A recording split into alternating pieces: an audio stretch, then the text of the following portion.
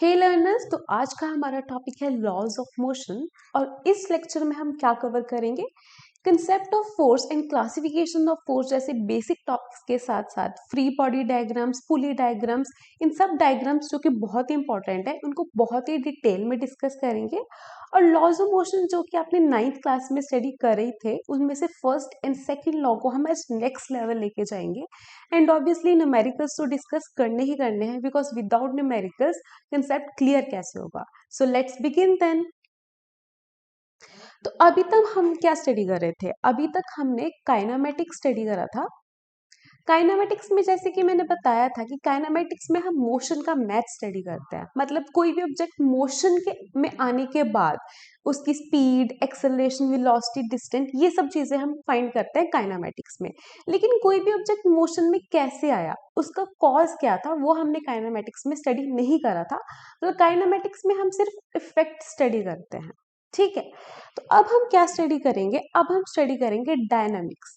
Dynamics में हम कोई भी ऑब्जेक्ट अगर मोशन में आया है तो क्यों आया, मतलब उस पर कोई फोर्स लगी होगी। जैसे कि यहाँ पे फुटबॉलर फुटबॉल को किक कर रहा है, उस पर फोर्स लगा रहा है, तो इसकी वजह से जो बॉल है वो मोशन में आई।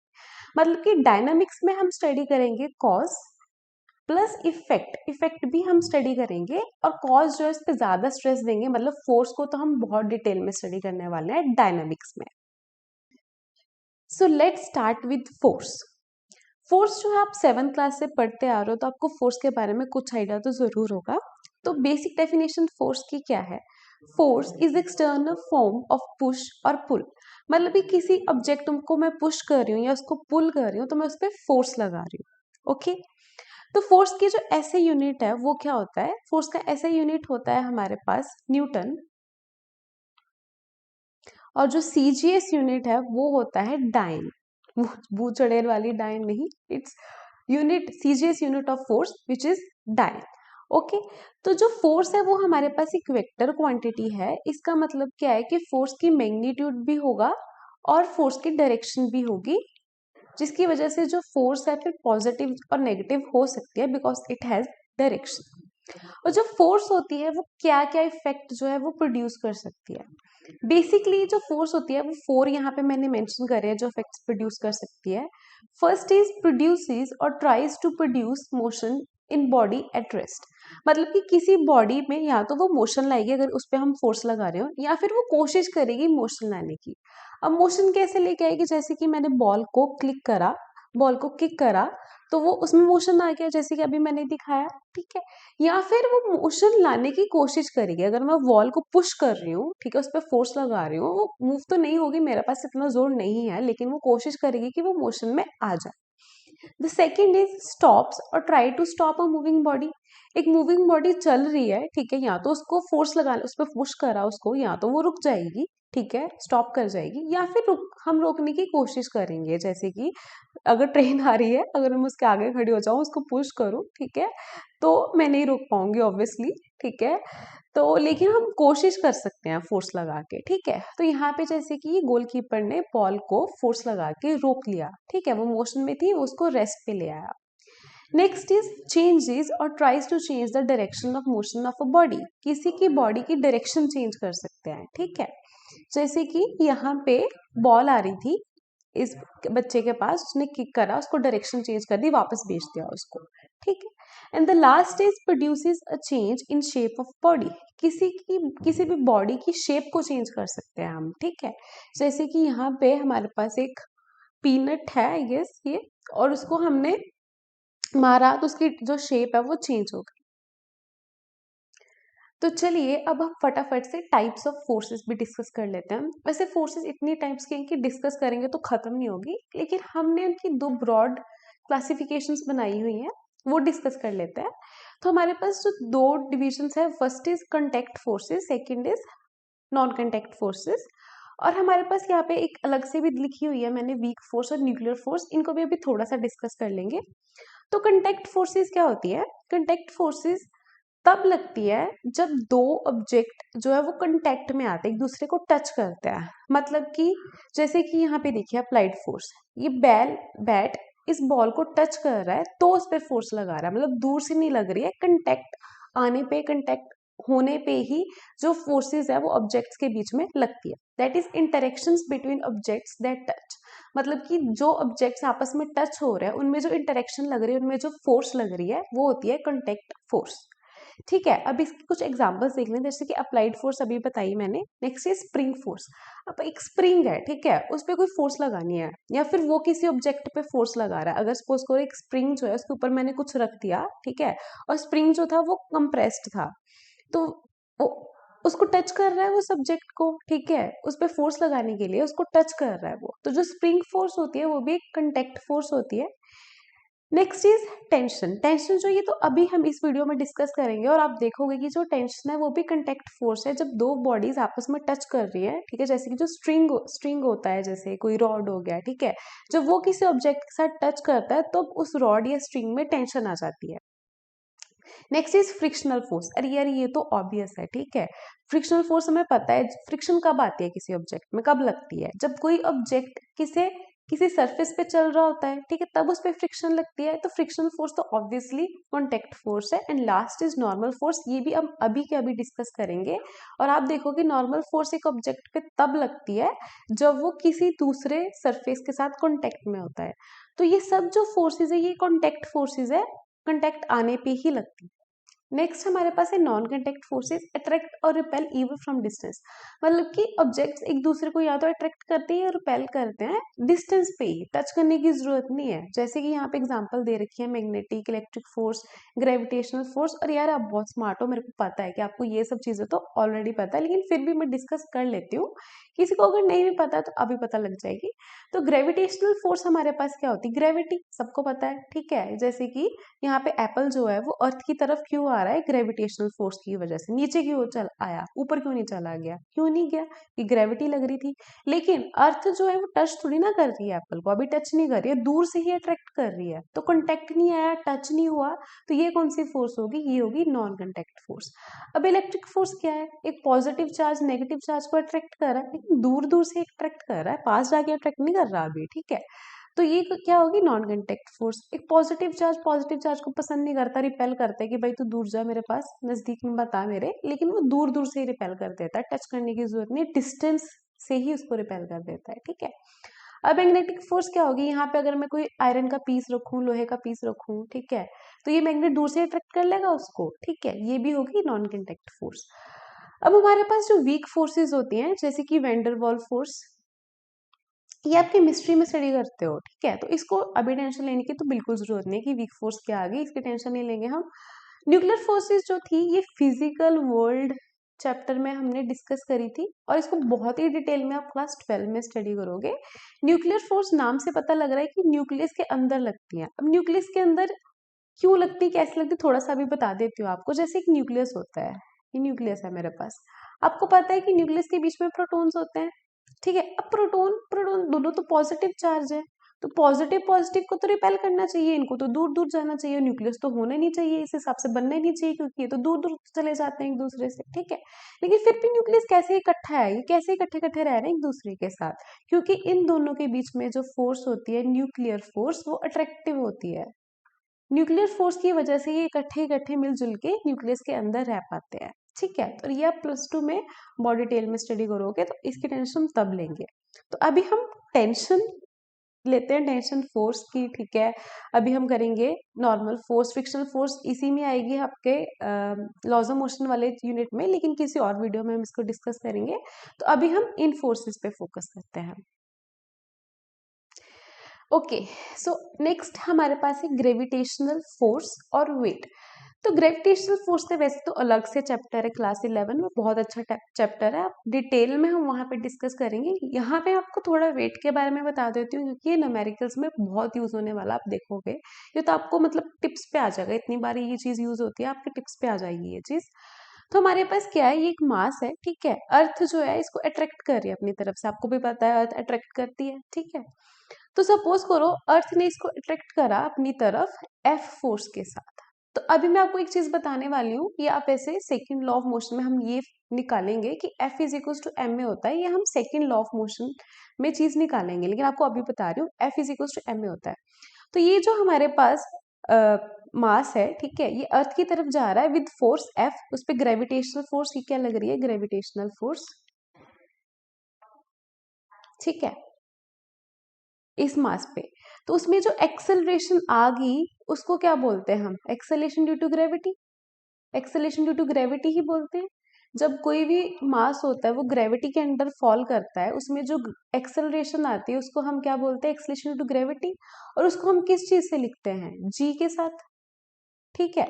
तो इसलिए हमारे पास जब किसी भी ऑब्जेक्ट पे ग्रेविटेशनल फोर्स लग रही होती है तो जो फोर्स का फॉर्मूला हमारे पास क्या आ जाता है, F is equal to m g, जहाँ पे जी क्या है, एक्सेलरेशन टू ग्रेविटी, क्योंकि ये जो बॉडी है वो ग्रेविटेशन के इफेक्ट पे मूव कर रही है, ठीक है, उसके इफेक्ट के अंदर फ्री फॉल हो रहा है, सीधी नीचे आ रही है, ठीक है।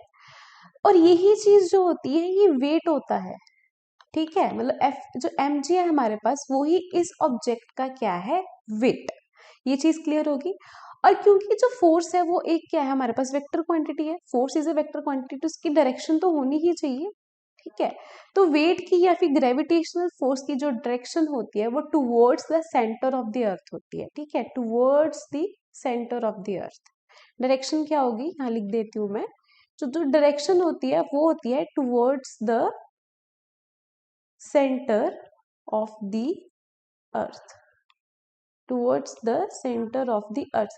मतलब कि अगर यहाँ पे कोई ऑब्जेक्ट है मेरे पास, इस जगह पे मेरे पास कोई ऑब्जेक्ट है, ठीक है, वो नीचे अर्थ की तरफ आ रहा है, तो उसके पे जो वेट है उसकी डायरेक्शन किधर है, towards the centre of the earth, towards the centre of the earth, ठीक है।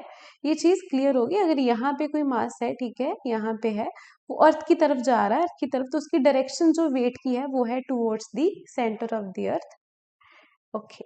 तो ये क्लियर हो गया, वेट की डायरेक्शन हमेशा किधर होती है, towards the centre of the earth.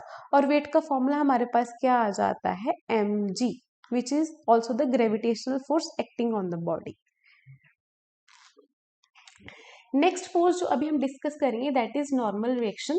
Normal reaction discuss करने के लिए ये डायग्राम देखते हैं हम। यहाँ पर हमारे पास एक बॉडी है जिसका मास है m, वो एक सरफेस पर पड़ी हुई है, ठीक है। तो बताइए, इस सोचिए आप, ठीक है, कि इस सरफेस पे कौन सी फोर्स लग रही है, इस बॉडी पे कौन सी फोर्स लग रही है, इस पे ग्रेविटेशनल फोर्स लग रही है, ठीक है। ग्रेविटेशनल फोर्स जो होती है वो नीचे को लगती है mg, जो कि वेट पे होता है बॉडी का, ठीक है। लेकिन क्या ये जो बॉडी ये नीचे को जा रही है, नहीं जा रही है, वहीं पड़ी हुई है। तो ये कैसे इस सरफेस पे पड़ी हुई, नीचे को क्यों नहीं जा रही, तो मतलब कि इसको कोई फोर्स नीचे जाने से रोक रही है, ठीक है। मतलब कि इस पे कोई फोर्स लग रही है, तो वो फोर्स कौन लगा रहा है, ये सरफेस। ये जो सरफेस है ये इस बॉडी पे एक फोर्स लगा रहा है ऊपर की डायरेक्शन को, ठीक है, एक फोर्स लगा रहा है ऊपर की डायरेक्शन को, that is our normal reaction, वो ही हमारा जो है नॉर्मल रिएक्शन है। अब नॉर्मल रिएक्शन जो एक फोर्स है तो इसकी कुछ डायरेक्शन तो होनी ही चाहिए, तो इसकी डायरेक्शन जो होती है वो होती है परपेंडिकुलर टू द सरफेस। इसकी डायरेक्शन क्या होती है, perpendicular to the surface. Clear हो गया ये, कि ये जो ऑब्जेक्ट है ये नीचे को क्यों नहीं जा रहा है, क्योंकि ये जो सरफेस है इस ऑब्जेक्ट पे ऊपर को एक फोर्स लगा रहा है जिसको हम नॉर्मल रिएक्शन बोलते हैं। लेकिन एक चीज और नोट करने वाली, कि ये जो बॉडी है ये भी सरफेस पे नॉर्मल रिएक्शन लगाता है, ये भी इस पे फोर्स लगाता है, और वो फोर्स की डायरेक्शन किधर को होती है, नीचे को होती है, वर्टिकली डाउनवर्ड, ठीक है, वो भी परपेंडिकुलर होगी। तो ये जो हमारे पास बॉडी है ये भी इस सरफेस पे नॉर्मल रिएक्शन लगाएगा, ठीक। क्योंकि न्यूटन का थर्ड लॉ क्या बोलता है, to every action there is equal and opposite reaction, ये लॉ अभी हम डिस्कस करेंगे। तो ये जो फोर्सेस होती हैं ये पेयर में होती है हमेशा, ठीक है। लेकिन ये जो नॉर्मल रिएक्शन है और ये जो नॉर्मल रिएक्शन ये कैंसिल आउट नहीं हो जाते, क्योंकि ये अलग अलग बॉडीज पे लग रहे हैं, ठीक है। ये वाला सरफेस इस बॉडी पे लगा रहा है और ये जो बॉडी है वो सरफेस में नॉर्मल रिएक्शन लगा रही है। क्लियर हो गया, तो नॉर्मल रिएक्शन सरफेसेस के बीच में लगता है, ठीक है, और वो परपेंडिकुलर टू द सरफेस होता है, ओके। तो नेक्स्ट हमारे पास हमने क्या ले लिया कि ये अर्थ है हमारे पास, दिस इज अर्थ।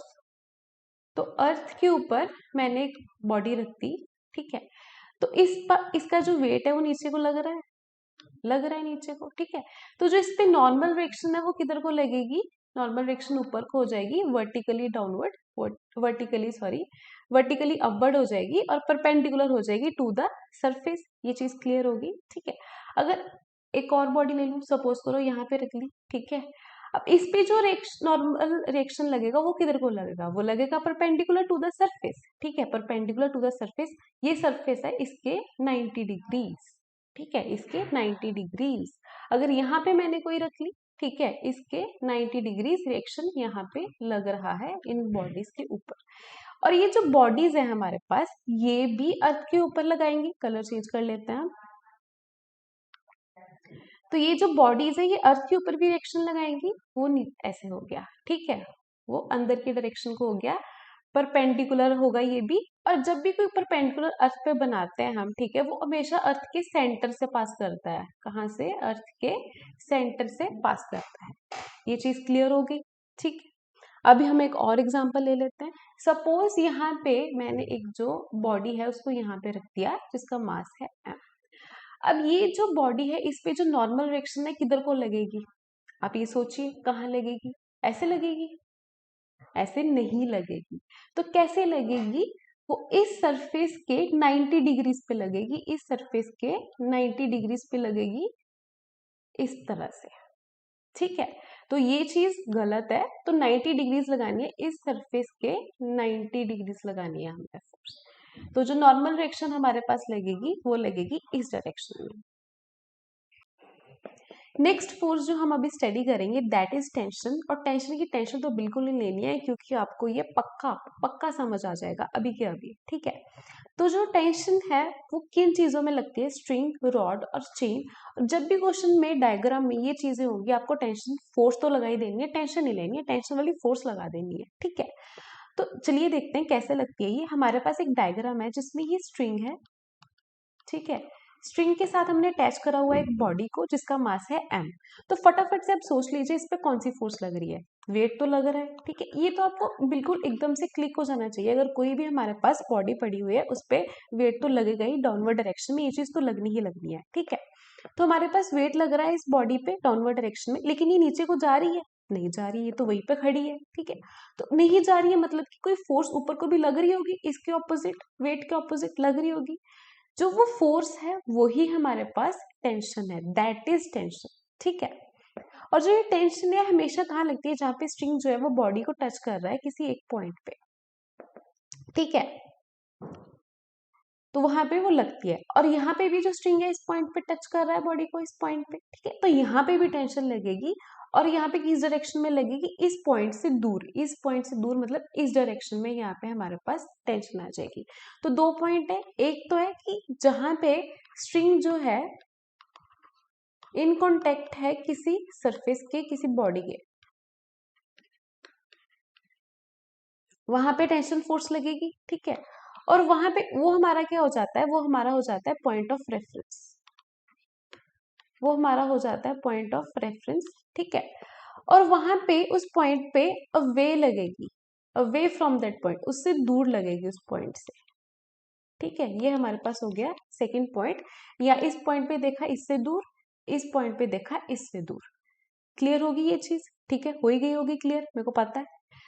तो हमने टेंशन की डायरेक्शन भी देख ली और कहाँ पे लगती है वो भी देख लिया। अगर आपको कोई बोले कि यहाँ पे टेंशन बताओ, नहीं बता पाएंगे, ठीक है। हमने देखना है उसका पॉइंट ऑफ रेफरेंस, जहाँ पे स्ट्रिंग जो है वो कांटेक्ट में आ रहा है बॉडी के साथ, वहां पे हम बता सकते हैं इस पॉइंट पे हम, या इस पॉइंट पे हम टेंशन के बारे में नहीं बता सकते, इसकी डायरेक्शन हम नहीं बता सकते।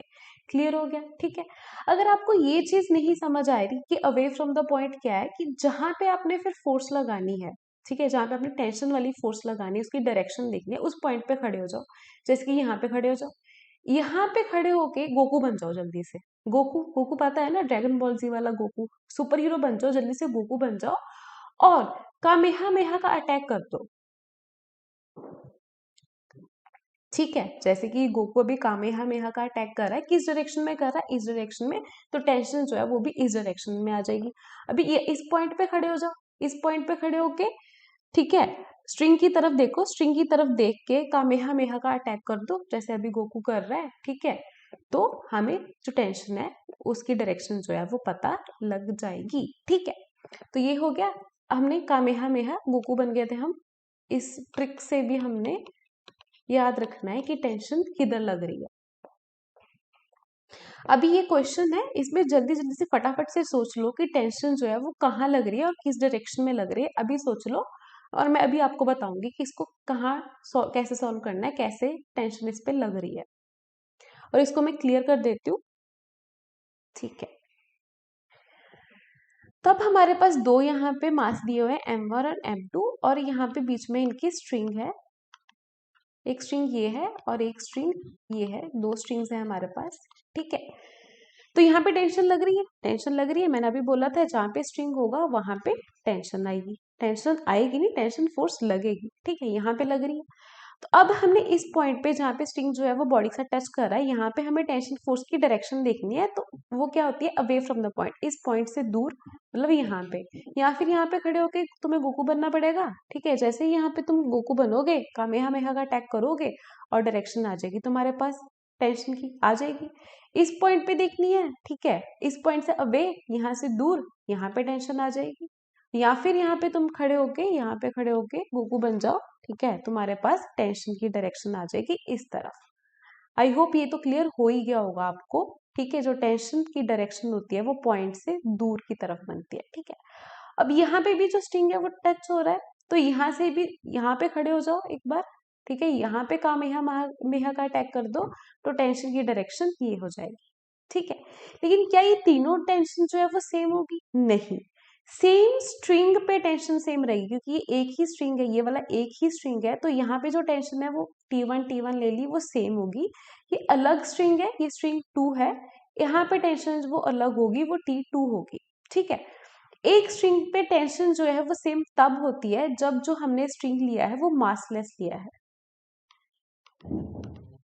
अगर मासलेस स्ट्रिंग है तो सेम स्ट्रिंग पे tension same.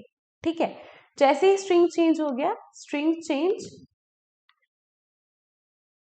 Tension change, string change हो गया, टेंशन भी चेंज होगी। स्ट्रिंग 1 पे डिफरेंट थी, स्ट्रिंग 2 पे टेंशन डिफरेंट हो गई। ठीक है, तो टेंशन की 3 पॉइंट्स कर लिए। पहले तो हमने देखना है कि point of reference, point of reference पे खड़े हो जाना है हमने। ठीक है, दूसरा अवे फ्रॉम द पॉइंट जाती है टेंशन की डायरेक्शन, टेंशन की डायरेक्शन। और थर्ड पॉइंट क्या है हमारे पास, सेम स्ट्रिंग तो टेंशन सेम, और स्ट्रिंग चेंज, अगर स्ट्रिंग चेंज हो गया तो टेंशन चेंज। लग गया ना समझ? ठीक है, अगर आपको ये चीज समझ लगी है तो फटाफट आगे मैं 2 क्वेश्चन दे रही हूँ, उनको सॉल्व कर लीजिए और वहां पे टेंशन जो है उनमें मार्क कर दीजिए।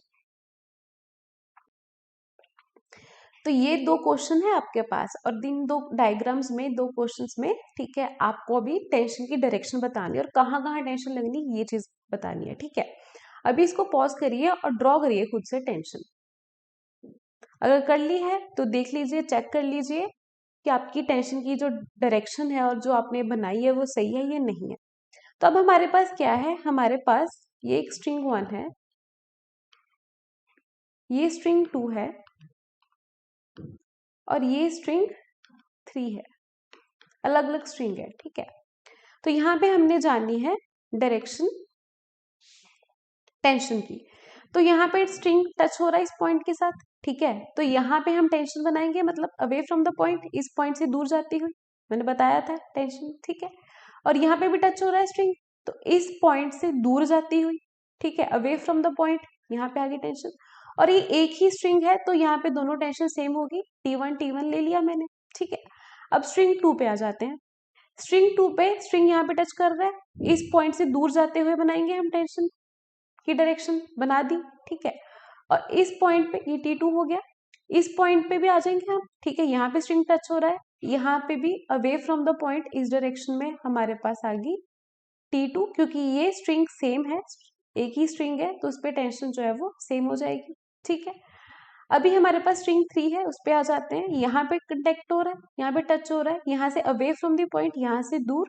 ठीक है, तो ये हो गई हमारे पास टेंशन T3, और ऐसे ही यहाँ पे खड़े होके यहाँ से दूर अंदर की ओर। ठीक है, यहाँ पे आ गई T3, क्योंकि स्ट्रिंग सेम है, टेंशन सेम है। कितना आसान था। ठीक है, जहां पे तुम्हें टेंशन की डायरेक्शन देखनी है, बनानी है, ठीक है, उस पॉइंट पे खड़े होके उसको अवे, उससे दूर जाओ स्ट्रिंग की तरफ, स्ट्रिंग पे ही बनानी है क्योंकि, ठीक है, उससे दूर जाओ। क्लियर हो गया? नेक्स्ट हमारे पास है ये वाली डायग्राम, यहाँ पे हमारे पास ये स्ट्रिंग जो है ये स्ट्रिंग 1 है, ये वाला स्ट्रिंग और ये वाला स्ट्रिंग दोनों सेम है, ये दोनों स्ट्रिंग 1 है, और ये वाला स्ट्रिंग है जो ये डिफरेंट स्ट्रिंग है, ये है स्ट्रिंग 2। ठीक है, अभी यहाँ पे हम ड्रॉ करते हैं टेंशन की डायरेक्शन। पहले हम ये वाला स्ट्रिंग देख लेते हैं, स्ट्रिंग 2 यहाँ पे खड़े होके यहाँ से अवे दूर की तरफ, ये आ गया हमारे पास T1, और इस पॉइंट पे खड़े होके दूर, ये हम आ गया T1, सॉरी T1 ही रहेगा क्योंकि स्ट्रिंग सेम है। ठीक है, और ऐसे ही ये वाला स्ट्रिंग सेम है हमारे पास, स्ट्रिंग 1, तो इस पॉइंट पे पहले हम चेक करेंगे अवे फ्रॉम द पॉइंट, ये आ गया T2। ठीक है, ऐसे यहाँ पे भी स्ट्रिंग टच हो रहा है तो यहाँ पे भी बनेगा अवे फ्रॉम द पॉइंट, इस पॉइंट से दूर की तरफ, यहाँ पे आ गया हमारे पास T2, और इस पॉइंट से भी अवे फ्रॉम द पॉइंट, यहाँ से दूर, ये आ गया T2 क्यों? क्योंकि ये सेम क्यों है? क्योंकि ये स्ट्रिंग जो है ये भी सेम है। ऐसे यहाँ पे टच हो रहा है अवे फ्रॉम द पॉइंट, यहाँ पे T2 आ जाएगा। तो ये हमने सारी जो टेंशन है इस डायग्राम में भी बना ली। अगर आपको अवे फ्रॉम द पॉइंट नहीं क्लियर हो तो कामेहा वाली ट्रिक लगा के आप इसको कर सकते हैं। तो नेक्स्ट हमारा टॉपिक है फ्री बॉडी डायग्राम, इसको हम FBD भी बोलते हैं। तो फ्री बॉडी डायग्राम हम तब बनाते हैं जब हमें किसी डायग्राम वाले क्वेश्चन को सॉल्व करना होता है, और ये इजी कर देता है हमारे क्वेश्चन को सॉल्व करना। ठीक है, इसका पर्पस यही है to make it easy to do calculations को सॉल्व करना डायग्राम वाली इजी कर देता है ये फ्री बॉडी डायग्राम। ठीक है, तो हमारे पास इसको ड्रॉ करने के स्टेप्स क्या है, ये हम स्टेप बाय स्टेप मैं आपको बताती हूँ, साथ ही साथ ड्रॉ भी कर देती हूँ। So first step is body is assume to be a point mass. जो भी हमारे पास ये बॉडी है, जैसे कि इसकी मैंने FBD बनानी है तो इसको मैं एक पॉइंट मास मानूंगी, मान लिया पॉइंट मास। ठीक है, उसके बाद we will show all the forces acting on the body. इस बॉडी पे जितनी भी फोर्सेस लग रही है उसको हम यहाँ पे शो करेंगे। ऑन द बॉडी बहुत इंपॉर्टेंट है, इसको ध्यान में रखना। तो इस पे क्या क्या फोर्स लग रही है, इसका वेट लग रहा है mg नीचे लग रहा है। ठीक है, और इस पे नॉर्मल रिएक्शन भी लग रहा है, ऊपर को जो ग्राउंड है इसमें नॉर्मल रिएक्शन लगा रहा है। ठीक है, तो इस पे दो फोर्सेस लग रही हैं। ठीक है, इस बॉडी पे लग रही हैं, तो वो दोनों ही ड्रॉ कर देंगे हम। यहाँ पे mg नीचे को लग रहा है और इस पे नॉर्मल रिएक्शन जो है वो ऊपर को लग रहा है। ठीक है, और ये जो बॉडी है सरफेस पे भी नॉर्मल रिएक्शन लगा रहा था, मैंने आपको बताया था, ये भी इस पे नॉर्मल रिएक्शन लगाता है, लेकिन वो हमें ड्रॉ नहीं करना है, उसको हमने ड्रॉ नहीं करना है क्योंकि वो ये बॉडी लगा रही है। हमने जो इस बॉडी पे लग रही है, इस पे लग रही है, सिर्फ वो ही वाली फोर्सेस ड्रॉ करनी है, और इस पे दो फोर्सेस लग रही है mg और हमारा n। ठीक है, यही दो लग रही हैं, तो इसको ही हमने ड्रॉ करना है। हमने ये जो बॉडी लगा रही है सरफेस पे उसको ड्रॉ नहीं करना है, हमने सिर्फ ऑन द बॉडी करना है, बाय द बॉडी नहीं करना। ठीक है, फोर्सेस ड्रॉ कर दी हमने।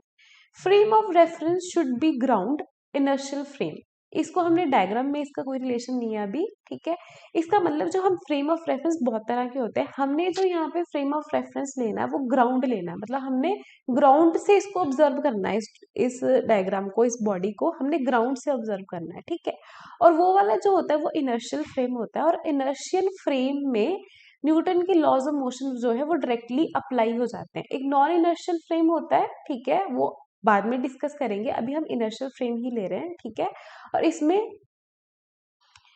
जो हमारे न्यूटन के लॉज ऑफ मोशन है वो डायरेक्टली अप्लाई हो जाते हैं। ठीक है, तो हमने जो most of the time frame of reference लेना है वो लेना है ग्राउंड।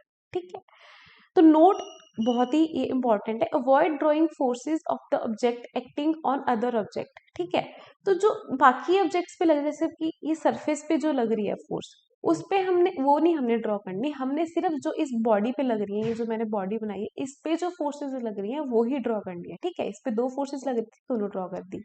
तो फ्री बॉडी डायग्राम क्लियर हो गया। सबसे पहले हमने पॉइंट मास बना लेना, पॉइंट बना लेना है बॉडी को, फिर उस पर जितनी भी फोर्सेस लग रही है उस पे जो लग रही है उनको हमने ड्रॉ कर देना है। ऐसे बनती है हमारी फ्री बॉडी डायग्राम। ओके, अब हमारे पास यहाँ पे दो डायग्राम्स दिए हुए हैं, और इनके हमने ये जो मासेस है, यहाँ पे बॉडीज है, यहाँ पे एक ये है और एक ये है और ये है, इनकी हमने फ्री बॉडी डायग्राम ड्रॉ करनी है। वीडियो को पॉज करिए और खुद ट्राई करिए कि इनकी जो FBD है वो कैसे बनेगी, और मैं तो अभी आपको बता ही दूंगी, ऑब्वियसली मेरा काम ही है। तो चलिए ड्रॉ करते हैं इनकी फ्री बॉडी डायग्राम। अब हमारे पास ये जो मास है इंक्लाइंड प्लेन पे पड़ा हुआ है, इसे हम इंक्लाइंड प्लेन बोलते हैं, इंक्लाइंड प्लेन पे पड़ा हुआ है, ठीक है। तो इस पे जो इसका वेट लग रहा है ऑब्वियसली एक तो नीचे को mg, ठीक है। दूसरा इस पे क्या कर लग रही है नॉर्मल रिएक्शन जो कि 90 डिग्रीज होता है सरफेस के 90 डिग्रीज ऊपर को, यही दो फोर्सेस लग रही है, ठीक है, इस ब्लॉक पे। तो इसकी एबीडी कैसे बनेगी, पहले तो इसको हमने पॉइंट मास मानना है, फर्स्ट स्टेप ये था, और उस पे जितनी भी फोर्सेस लग रही थी वो हमने ड्रॉ कर देनी थी, और वो हमने ड्रॉ कर दी। तो ये एफबीडी बन गई इस डायग्राम की, ठीक है। कितना आसान था एफबीडी बनाना। ऐसे हम सेकंड डायग्राम देखते हैं, इस पे हमारे पास हमने एफबीडी बनानी है एक M2 की, M1 की और पुली की भी बनानी है, ठीक है। अब M2 पे क्या क्या फोर्स लग रही है पहले वो देख लेते हैं। इस पे लग रही है एक तो इसका वेट M2G नीचे को, इसका लग रहा है M1G नीचे को, वेट दोनों का लग रहा है, ठीक है। और इस पे नेक्स्ट हमारे पास क्या है, इस पे टेंशन लगेगी, अभी करिए हमने, टेंशन ऊपर को लगेगी, ठीक है, टेंशन हमने ले ली T, और इस पे भी टेंशन ऊपर को लगेगी T, और ये स्ट्रिंग एक ही है, सेम स्ट्रिंग है तो टेंशन भी सेम, ठीक है। अब ये पुली है, पुली हमने मासलेस ली है, सपोज करो इसका कोई मास नहीं है, ठीक है। तो इस पे यहाँ पे एक टेंशन लगेगी T नीचे को, यहाँ पे टेंशन लगेगी T नीचे को, टेंशन सेम है क्योंकि स्ट्रिंग सेम है। यहाँ पे ये डिफरेंट स्ट्रिंग है यहाँ पे हमारे पास, ठीक है। तो इस पे यहाँ पे जो टेंशन लगेगी वो ऊपर को लगेगी, इसको हम ले लेते हैं T1, ठीक है। टेंशन हमने लगा ली, हमने वेट लगा लिया, इसका तो वेट है ही नहीं पुली का, इसको हमने मासलेस लिया है, इतना हो गया। अब हम बनाते हैं इनकी free body diagrams. Free body diagrams, अगर मैं M2 का फ्री बॉडी डायग्राम बनाऊं, इसको पहले हमने पॉइंट मास मानना है, सबसे पहला स्टेप ये था। उस पे अब ने हमने जो जितनी भी फोर्सेस है वो ड्रॉ कर लेनी है, M2G जैसे यहाँ होगी और T टेंशन ऊपर को लग रही है, ये है FBD हमारी M2 की। ऐसे ही M1 की FBD क्या हो जाएगी, उसको पॉइंट मास मान लेना है सबसे पहले, फिर उस पे जितनी भी फोर्सेस लग रही हैं हमने वो ड्रॉ कर देनी है, ये फोर्सेस लग रही हैं इस पे, ठीक है। ऐसे हम पुली ले लेते हैं, हमारे पास P, उसको हमने डॉट मान लिया पुली को, उस पे एक टेंशन लग रही है ऊपर को T1, और उस पे दो टेंशन लग रही है, एक नीचे को लग रही है, ऐसे दोनों T और T, ये आ गई FD हमारे पास पुली की। कितना आसान था एफपीडी बनाना, सिर्फ दो स्टेप लगते हैं। पहले जो हमारे पास जो भी ब्लॉक दिया है, मास दिया है, उसको हमने उसमें पॉइंट मास मान लेना, पॉइंट ड्रॉ कर लेना, उसके बाद उस पे जितनी भी फोर्सेस उस पे लग रही हैं, उस बॉडी पे लग रही हैं, वो ड्रॉ कर लेनी। ओके लर्नर्स, तो अब बारी आ चुकी है, ओके लर्नर्स, तो अब बारी आ चुकी है न्यूटन के लॉज ऑफ मोशन की। तो हमारे पास फर्स्ट लॉ क्या है, a body remains in the state of rest or uniform motion in a straight line unless and until an external force acts on it. इसको हम टू पार्ट्स में divide करके समझते हैं। First part is a body remains in the state of rest until and unless an external force acts on it. इसका क्या मतलब है, अब हमारे पास यहाँ पे फुटबॉल है, ठीक है। इस पे सपोज मैंने दो डायरेक्शन से फोर्स लगाई, एक इस डायरेक्शन से 10 न्यूटन और एक दूसरी डायरेक्शन से भी मैंने 10 न्यूटन सेम फोर्स लगाई, ठीक है। तो इस पे अगर मैं टोटल एक्सटर्नल फोर्स कैलकुलेट करूं, नेट एक्सटर्नल फोर्स, सिर्फ एक्सटर्नल नहीं, नेट का मतलब टोटल एक्सटर्नल फोर्स इस पे कैलकुलेट करूं, तो force is a vector quantity, उसकी डायरेक्शन होती है। अगर ये वाली डायरेक्शन, इधर वाली डायरेक्शन में पॉजिटिव लेती हूँ, तो ये वाली जो है ये पॉजिटिव 10 न्यूटन हो जाएगी, और अगर ये वाली डायरेक्शन जो है वो मैं नेगेटिव लेती हूँ तो ये हो जाएगी -10 न्यूटन। तो टोटल अगर मैं फोर्स, नेट फोर्स कैलकुलेट करूंगी, वो हो जाएगी 10 newton -10 newton is equal to 0। मतलब कि इस बॉल पे टोटल फोर्स कितनी लग रही है, 0 न्यूटन, ठीक है। तो क्या ये बॉडी जो है ये मूव करेगी यहाँ से, नहीं, वो रेस्ट पे ही रहेगी, ठीक है। इसका क्या मतलब हुआ, ये हमारा फर्स्ट पार्ट जो है वो Newton first law of motion का हो गया कि बॉडी जो है वो स्टेट ऑफ रेस्ट पे ही रहती है। अगर रेस्ट पे है तो रेस्ट पे ही रहेगी जब तक उस पे कुछ फोर्स एक्ट नहीं करती। अगर उस पे 0 फोर्स एक्ट कर रही है तो वो नहीं मूव करेगी, वो रेस्ट पे ही रहेगी जब तक उस पे कोई एक्सटर्नल फोर्स जो है वो नहीं लग रही। जब इस पे कुछ फोर्स लग गई, सपोज यहाँ से मैंने 15 लगा दी, यहाँ पे 10 ही लग रही थी, तो एक फोर्स ज्यादा होगी, तो यहाँ पे टोटल फोर्स हमारे पास फिर क्या आ जाएगी, 5 न्यूटन आ जाएगी, 0 नहीं होगी, 5 न्यूटन आ जाएगी, तब ये मूव करना स्टार्ट कर देगी। ओके, सेकेंड पार्ट हमें क्या बोलता है फिर, second part says a body remains in the state of uniform motion in a straight line. Unless and until an external force acts on it. मतलब एक बॉडी है वो यूनिफॉर्म मोशन में ही रहेगी जब तक उस पर कोई फोर्स नहीं एक्ट कर रही। एग्जाम्पल लेते हैं, जैसे कि ये बॉल है, इस पे मैंने स्टार्टिंग पे कुछ फोर्स लगा दी, ठीक है, पहले तो लगा दी, उसके बाद हटा दी मैंने फोर्स। फोर्स लगने के बाद ये मूव करना स्टार्ट हो गई ये बॉल, ठीक है। और जब ये मूव कर रही थी, सपोज यूनिफॉर्म मोशन में थी, मतलब कि कांस्टेंट वेलोसिटी के साथ मूव कर रही थी, it was moving with constant velocity. Constant velocity के साथ जब मूव कर रही थी, तो अगर मेरे को एक्सेलरेशन फाइंड करनी हो, एक्सेलरेशन क्या होती है, डीवी बाई डी। अब वेलोसिटी कांस्टेंट है, मतलब कि ये वैल्यू कांस्टेंट है, v कांस्टेंट। जब v कांस्टेंट होता है तो डेरिवेटिव क्या होता है, उसका डिफरेंशिएशन क्या होती है, जीरो। तो एक्सेलरेशन होगी जीरो। और सेकेंड लॉ में हम ये स्टडी करेंगे, वैसे मैंने आपको अब पहले भी बताया था, थोड़ा आइडिया दिया था, F is equal to m a होता है। अगर एक्सेलरेशन जीरो हो जाएगी हमारे पास, तो फोर्स भी तो जीरो हो जाएगी। मतलब कि अगर बॉडी कांस्टेंट वेलोसिटी के साथ मूव कर रही है या फिर यूनिफॉर्म मोशन में मूव कर रही है, तो उस पर कोई फोर्स नहीं लग रही, ठीक है। यही हमारा सेकेंड पार्ट था। Body remains in uniform motion until external force acts on it. मतलब यूनिफॉर्म मोशन में ही रहेगी जब तक उस पर कोई फोर्स नहीं लगती है। जब तक उस पर कोई फोर्स नहीं लग रही है वो यूनिफॉर्म मोशन में रहेगी। जैसे ही उस पर फोर्स लगनी स्टार्ट हो जाती है, उसमें एक्सेलरेशन आ जाएगी और वो यूनिफॉर्म मोशन में नहीं रहेगी। ओके, तो मतलब कि अगर फोर्स जीरो है, एक्सटर्नल फोर्स जीरो है, तो बॉडी किस में रहेगी, यूनिफॉर्म मोशन में। यूनिफॉर्म मोशन का मतलब क्या है कि ना तो उसका मैग्नीट्यूड चेंज होगा, मैग्नीट्यूड भी चेंज नहीं होगा, और ना ही उसकी डायरेक्शन चेंज होगी, डायरेक्शन भी नहीं चेंज होगी। जब तक हम उस पर फोर्स नहीं, ये बॉल है, इस पे जब तक आप फोर्स नहीं लगा रहे हो, इसकी डायरेक्शन तो नहीं चेंज होगी, सेम डायरेक्शन में ही जाती रहेगी। This was Newton's first law of motion. चलिए, तो अब हम अपना फेवरेट काम करते हैं, विच इज क्वेश्चंस। ठीक है, हमारे पास फर्स्ट क्वेश्चन क्या है, find T, that means tension in both the strings and consider the system to be in equilibrium.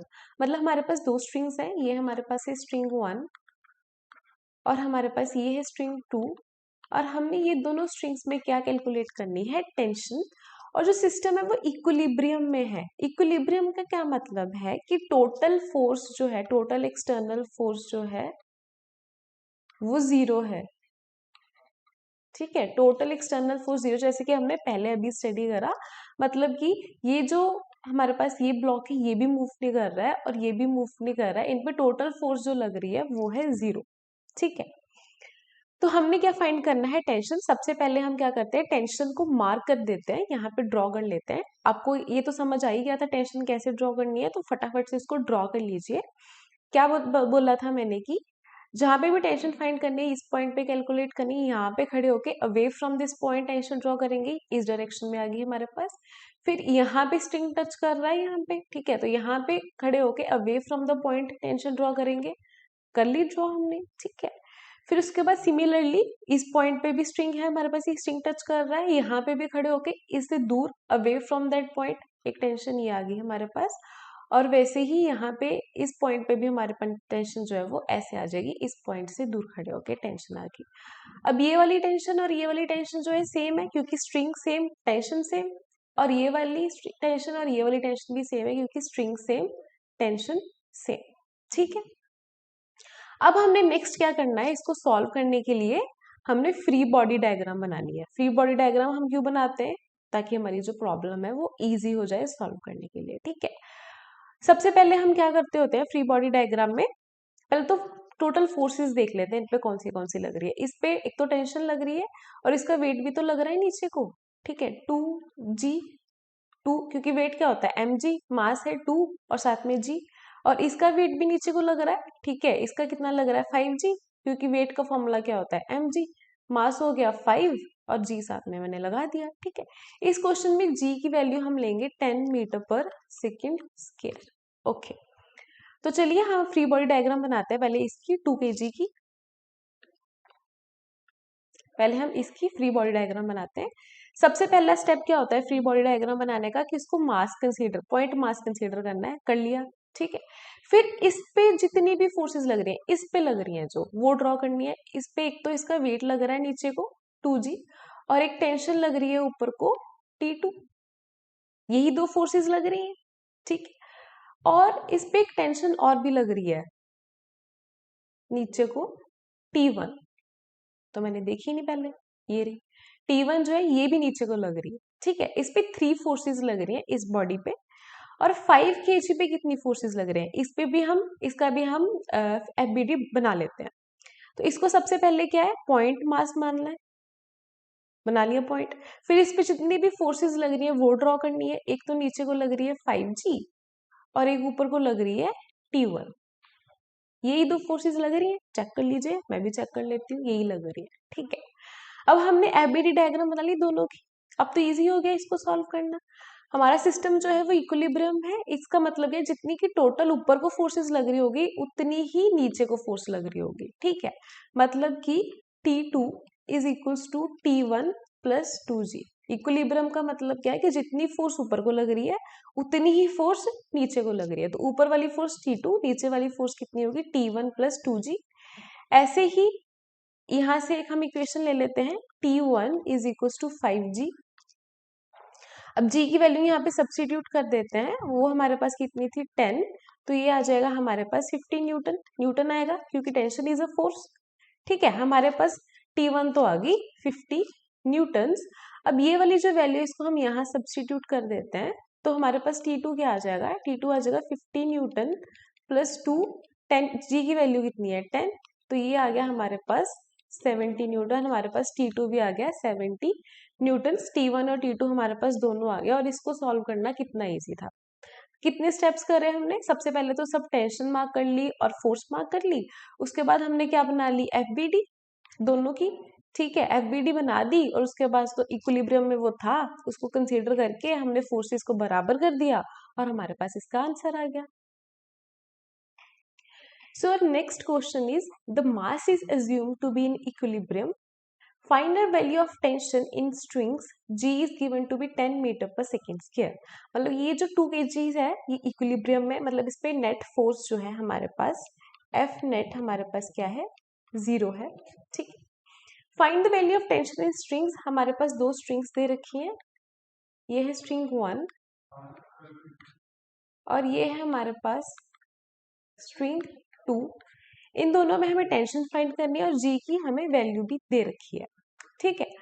अब इसमें हमारे पास एफ नेट 0 है, और एक जब टोटल फोर्स 0 होती है तो उसके जो कंपोनेंट्स होते हैं वो भी 0 होते हैं, मतलब कि एफ एक्स भी 0 होता है because force is a vector, उसके कंपोनेंट्स होंगे, एफ वाई भी 0 है और टोटल एफ जेड भी 0 है, ठीक है।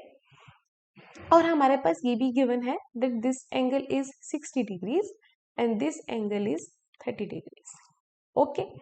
तो सबसे पहले हमने क्या करना है, क्योंकि इक्विलिब्रियम में दिया हुआ इस पे नेट फोर्स 0 है, हम पहले फोर्सेस देख लेते हैं, ठीक है। फोर्सेस सबसे पहले हम क्या करेंगे, सबसे पहला तो काम हमारे पास क्या होता है कि किसी भी मास पे मैंने बोला था उसका वेट तो एक्ट करता ही है नीचे को, ये आ जाएगा 2G वेट डाउनवर्ड डायरेक्शन में, ठीक है। और ऐसे ही सब उसके बाद हमने क्या मार्क करनी है, हमारे पास स्ट्रिंग दी हुई है, स्ट्रिंग में क्या होती है टेंशन, टेंशन मार्क करेंगे। इस पॉइंट से दूर टेंशन, एक टेंशन यहाँ होगी, फिर इस पॉइंट से अवे फ्रॉम दिस पॉइंट ये वाली टेंशन, फिर अवे फ्रॉम दिस पॉइंट ये एक टेंशन होगी, और एक यहाँ पे ये वाली एक टेंशन होगी। यही 4 टेंशन है, क्योंकि स्ट्रिंग है हमारे पास 2 और वो 2 जगह टच कर रहे हैं, 4 टेंशन हमारे पास आ गई। और स्ट्रिंग सेम टेंशन सेम, तो ये दोनों टेंशन सेम, और स्ट्रिंग सेम टेंशन सेम, ये दो वाली टेंशन भी सेम। तो हमने सारी टेंशन सारी फोर्सेस जो है वो मार्क कर लिए हैं। अब हम इसको सॉल्व करना है, तो सबसे पहले क्या बनाएंगे, FBD फ्री बॉडी डायग्राम बनाएंगे हम इसका। FBD के लिए सबसे पहले इस मास को हमने पॉइंट मास कंसीडर करना है, कर लिया, ठीक है। उसके बाद उस पर जितनी भी फोर्सेस लगती है हमने वो ड्रॉ करनी है, इस मास पे जितनी भी फोर्सेस लगती हैं हमने वो ड्रॉ कर लेनी है। ये हमारे पास आ जाएगा 2G, ये हमारे पास आ गई T2,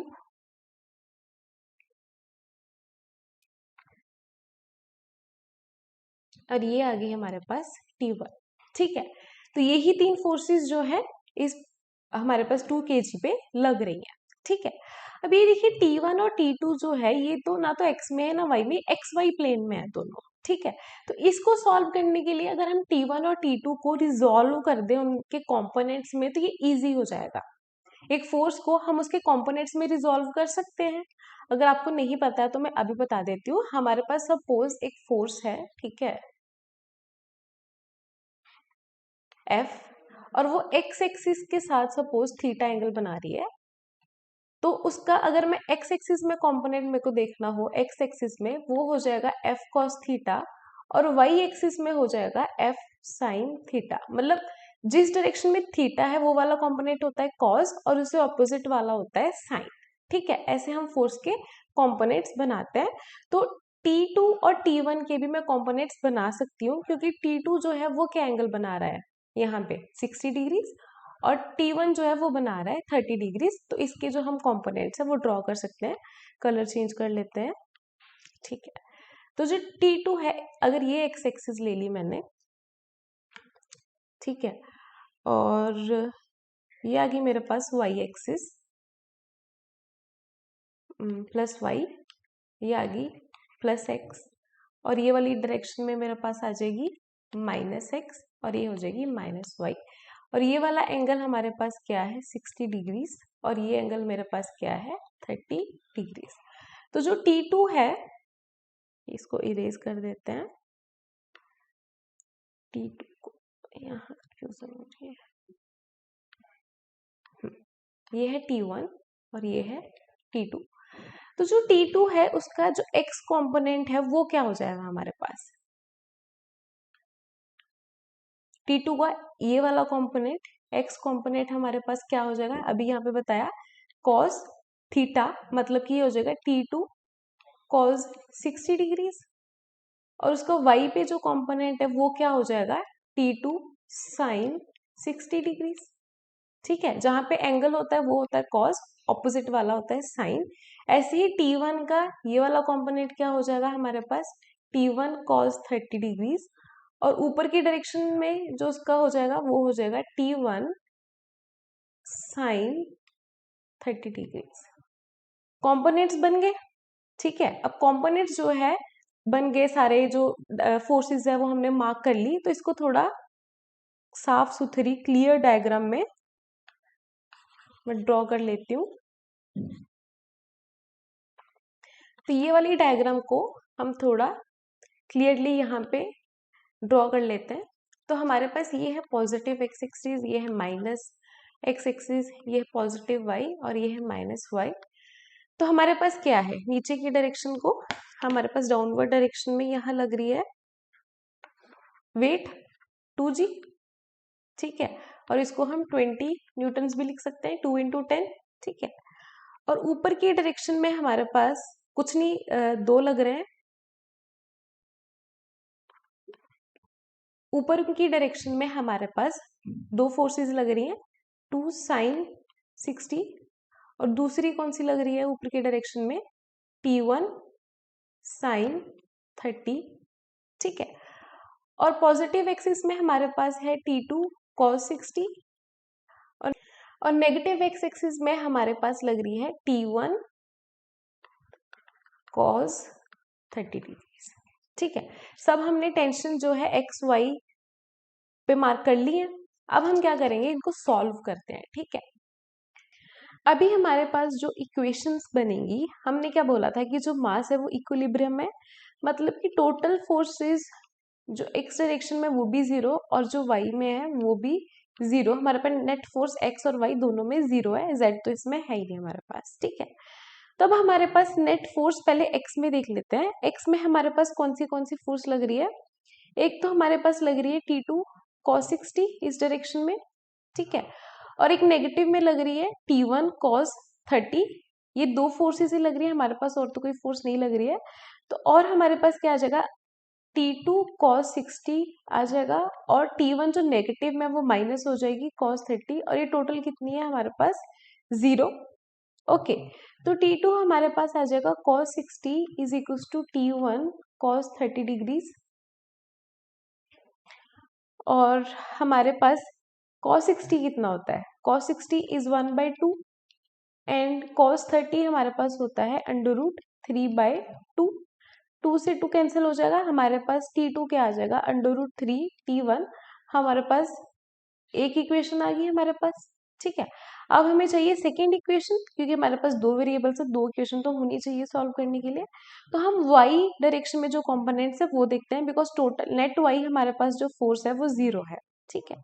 तो y डायरेक्शन में पॉजिटिव y में कौन सी फोर्स है हमारे पास, T2 साइन 60 डिग्रीज, और हमारे पास है T1 साइन 30 डिग्रीज, और नेगेटिव y में हमारे पास कितनी है 20 न्यूटन्स।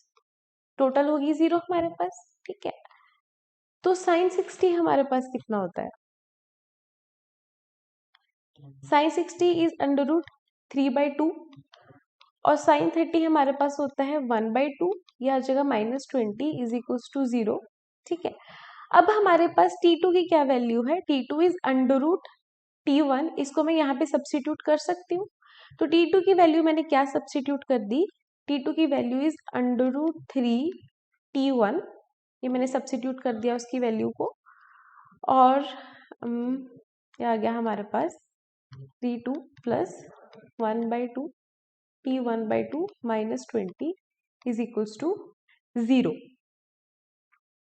तो ये हमारे पास इक्वेशन है। तो under root 3 into under root 3 क्या होता है 3, इसको अब हम सॉल्व कर लेंगे। ये सॉल्व कर गया गया 4T1/2 -20 is equal to 0, 2T1 -20 is equal to 0। T1 हमारे पास कितना आ जाएगा 10 न्यूटन्स। तो हमारे पास T1 क्या आ चुका है 10 न्यूटन्स। तो हमारे पास T1 की वैल्यू को हम कहाँ सब्स्टिट्यूट कर दें, अगर यहाँ पे सब्स्टिट्यूट कर दें T1 की वैल्यू, तो हमारे पास T2 क्या आ जाएगा, हमारे पास T2 क्या आ जाएगा, T1 कितना है 10 न्यूटन्स, ठीक है। तो हमारे पास T2 आ जाएगा 10√3 न्यूटन्स। तो हमारे पास T1 भी आ गया, T1 कितना आया हमारे पास 10 न्यूटन, और हमारे पास T2 भी आ गया। तो हमने टेंशन जो है वो सॉल्व कर ली। So the next question is that the mass is assumed to be in equilibrium. Find the value of tension in string. ये string दिया हुआ है हमें। G is given to be 10 metre पर सेकेंड स्क्वायर। तो जो मास है वो इक्विलिब्रियम है, मतलब कि नेट फोर्स हमारा क्या है 0, और ये जो मास है इंक्लाइंड प्लेन पे पड़ा हुआ है, और इंक्लाइंड प्लेन का जो एंगल है वो थीटा है। तो सबसे पहले हम टेंशन निकालने के लिए क्या करते हैं, हम सारी फोर्सेस मार्क कर देते हैं। तो फर्स्ट स्टेप तो आपको पता ही है कि बॉडी पे क्या लग रहा है, वेट, ऑब्वियसली उस पे वेट लग रहा है विच इज mg, ठीक है। और सेकंड इस पे क्या चीज लग रही है, इस पे टेंशन, इस पे लग रही है नॉर्मल रिएक्शन। नॉर्मल रिएक्शन जो होती है वो सरफेस के परपेंडिकुलर होती है, normal reaction is perpendicular to the surface. और स्ट्रिंग है, स्ट्रिंग में क्या होती है, स्ट्रिंग में होती है टेंशन।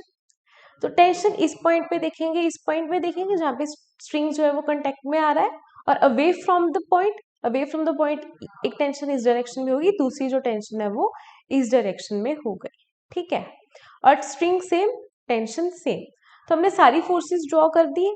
अब हम क्या करेंगे, यस, नेक्स्ट हम बनाएंगे FBD, free body diagram. Free body diagram कैसे हो जाएगा, हमारे पास सबसे पहले मास को हमने पॉइंट मास कंसीडर करना है, कंसीडर कर लिया। उसके बाद उस पर जितनी भी फोर्सेस लग रही हैं हम वो ड्रॉ करेंगे। एक तो उस पर वेट लग रहा है नीचे को विच इज mg, सेकेंड उस पर टेंशन लग रही है इस डायरेक्शन में, एंड थर्ड इज उस पर नॉर्मल रिएक्शन लग रही है इस डायरेक्शन में, राइट। हमारे पास 3 फोर्सेस आ गई और ऐसे लग रही है, ठीक है। और अगर यहाँ पे मैं अब x और y ड्रॉ कर दूं, x एंड y एक्सिस, ये हो जाएगा xy एक्सिस, ठीक है। This is positive x axis, positive y, negative x and negative y। Okay, तो अब क्या करेंगे, मोस्टली जो स्टूडेंट्स हैं जल्दी जल्दी इसको सॉल्व करने लग जाएंगे कि हम t के कंपोनेंट्स बना लेते हैं x और y में, n के कंपोनेंट्स बना देते हैं y और x में। लेकिन हमें ऐसा नहीं करना है, वो क्या हो जाएगा, वो टाइम कंज्यूमिंग हो जाएगा। तो इसके लिए मैं आपको क्या बताती हूँ, अभी एक ट्रिक बताती हूँ, ठीक है।